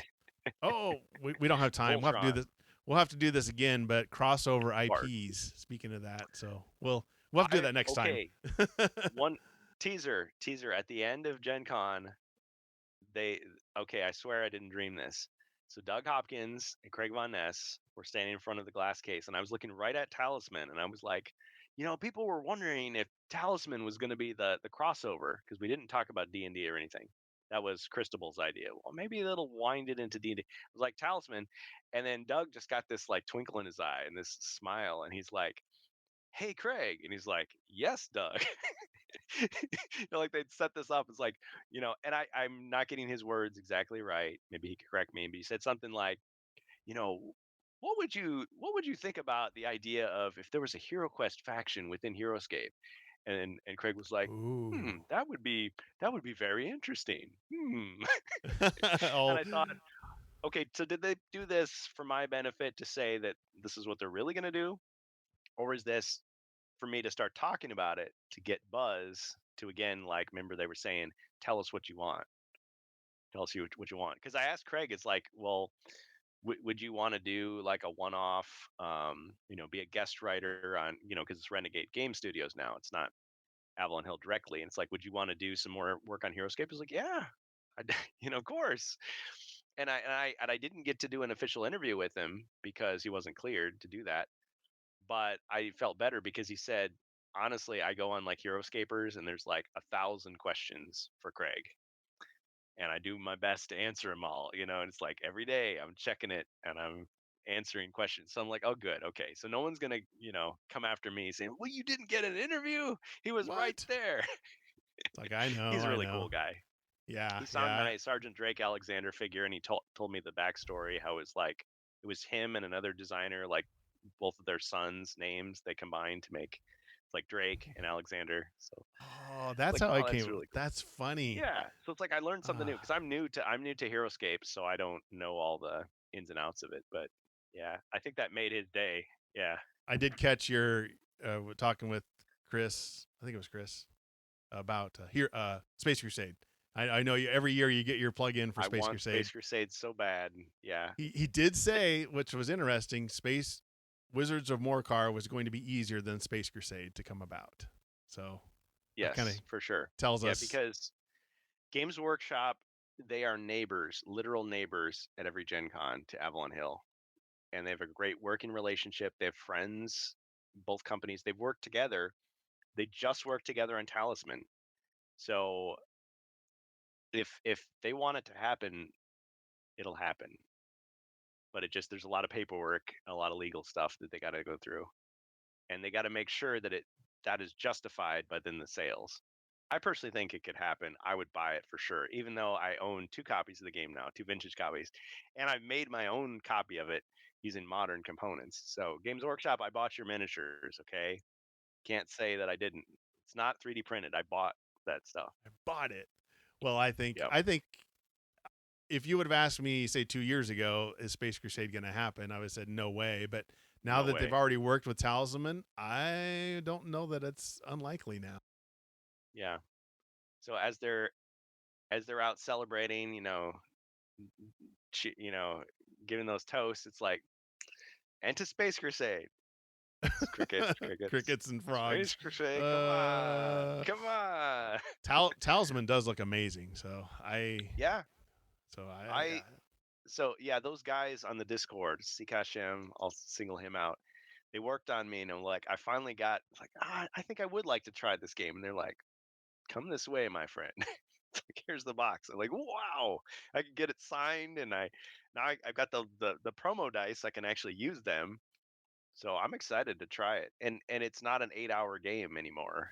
That's They've what whittled it down. I think in the interview you did, that's one of the complaints. It was just, it takes too long, so they came up with a better Yeah. way to shorten it up a bit.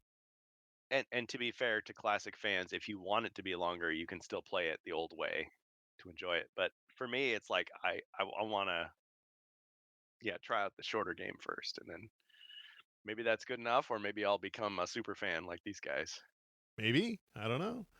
All right. Mhm. Well, hey, Kurgan, we've taken a long time, but it's been fun. I could go another Oh 2 man, yeah, hours, but life gets in the yeah, way. yeah, it does. If you need to break this up into 2 or 3 shows, I Oh fully yeah, understand. this is So gonna be at thank you least for 2 having me. shows. Thank you for letting me Yeah. ramble as long as I No, did. no, no. I always enjoy talking with you. We'll have to, like I said, I'll reach out to Amalgamash. I just need to do it. And I remember last episode we talked about we need to get Kurgan and Amalgamash on together, and they can Together, go at yeah. it. Counterpoint. They can Yeah, he's a argue great over it. guy. He's got his own schedule. He's got a lot of things in the irons in the fire. So I Yeah. understand, but it would be great to get He's him on got great here. content. So if you're listening to this, check him out. Mhm. I'll put a link in the show notes to his stuff because he's a Yeah, valuable resource. He's a great guy. his Ashquest is his YouTube channel that's devoted much more to HeroQuest and HeroQuest adjacent games versus Amalgamash, which is more his like game development and everything channel. But I thought his video that he did covering Gen Con was very, very good quality. I mean, he was disappointed he couldn't go. I'm sure he'll tell you, but he did as much as he could to like report on it, and I really enjoyed listening to that. So it's definitely worthwhile checking out. Definitely. Cool. Well, thanks, Kurgan. We appreciate having the president in the house and taking time to talk with us. Yeah, But yeah, yeah. check So be out. sure to Discord, YouTube, Twitch. We still have a lively community going, and I'm very pleased how much it's grown. And I feel like I always said I wanted it to be so good that if I ever walked away, it would just continue on its merry way without me. And I feel like we're definitely getting there. There's some great people there sharing a lot of great things. So Yeah, it's a fun yeah, channel. I when I have time, I try to pop in and throw some Mhm. tokens to the heroes to help them out a little bit. Yeah, yeah, yeah. What All about right. your old pal Uncle Zargon though? He needs No, some. no, Zargon don't need any help. I'm totally on the hero side. Yeah, yeah. Yeah. He's a hero. He's a There hero, you go. folks. Or I can do a heel turn and all of a sudden help out Zargon. Who knows? Oh no! What a despicable act! I can't believe it. Yes. You need to do the Mega Powers handshake. Yeah. Oh man. Anyway. All Hulk right. Hogan and Macho Man Randy Savage. Yeah, that was a moment. It was. All right. Hey, I better let you go. All right. I'm All going right, thanks, to Lee. end this here. Thank you, Kurgan. Appreciate it. And I'll put a link in the show notes for all the different ways they can get in touch with you. So Covert Nerd Podcast.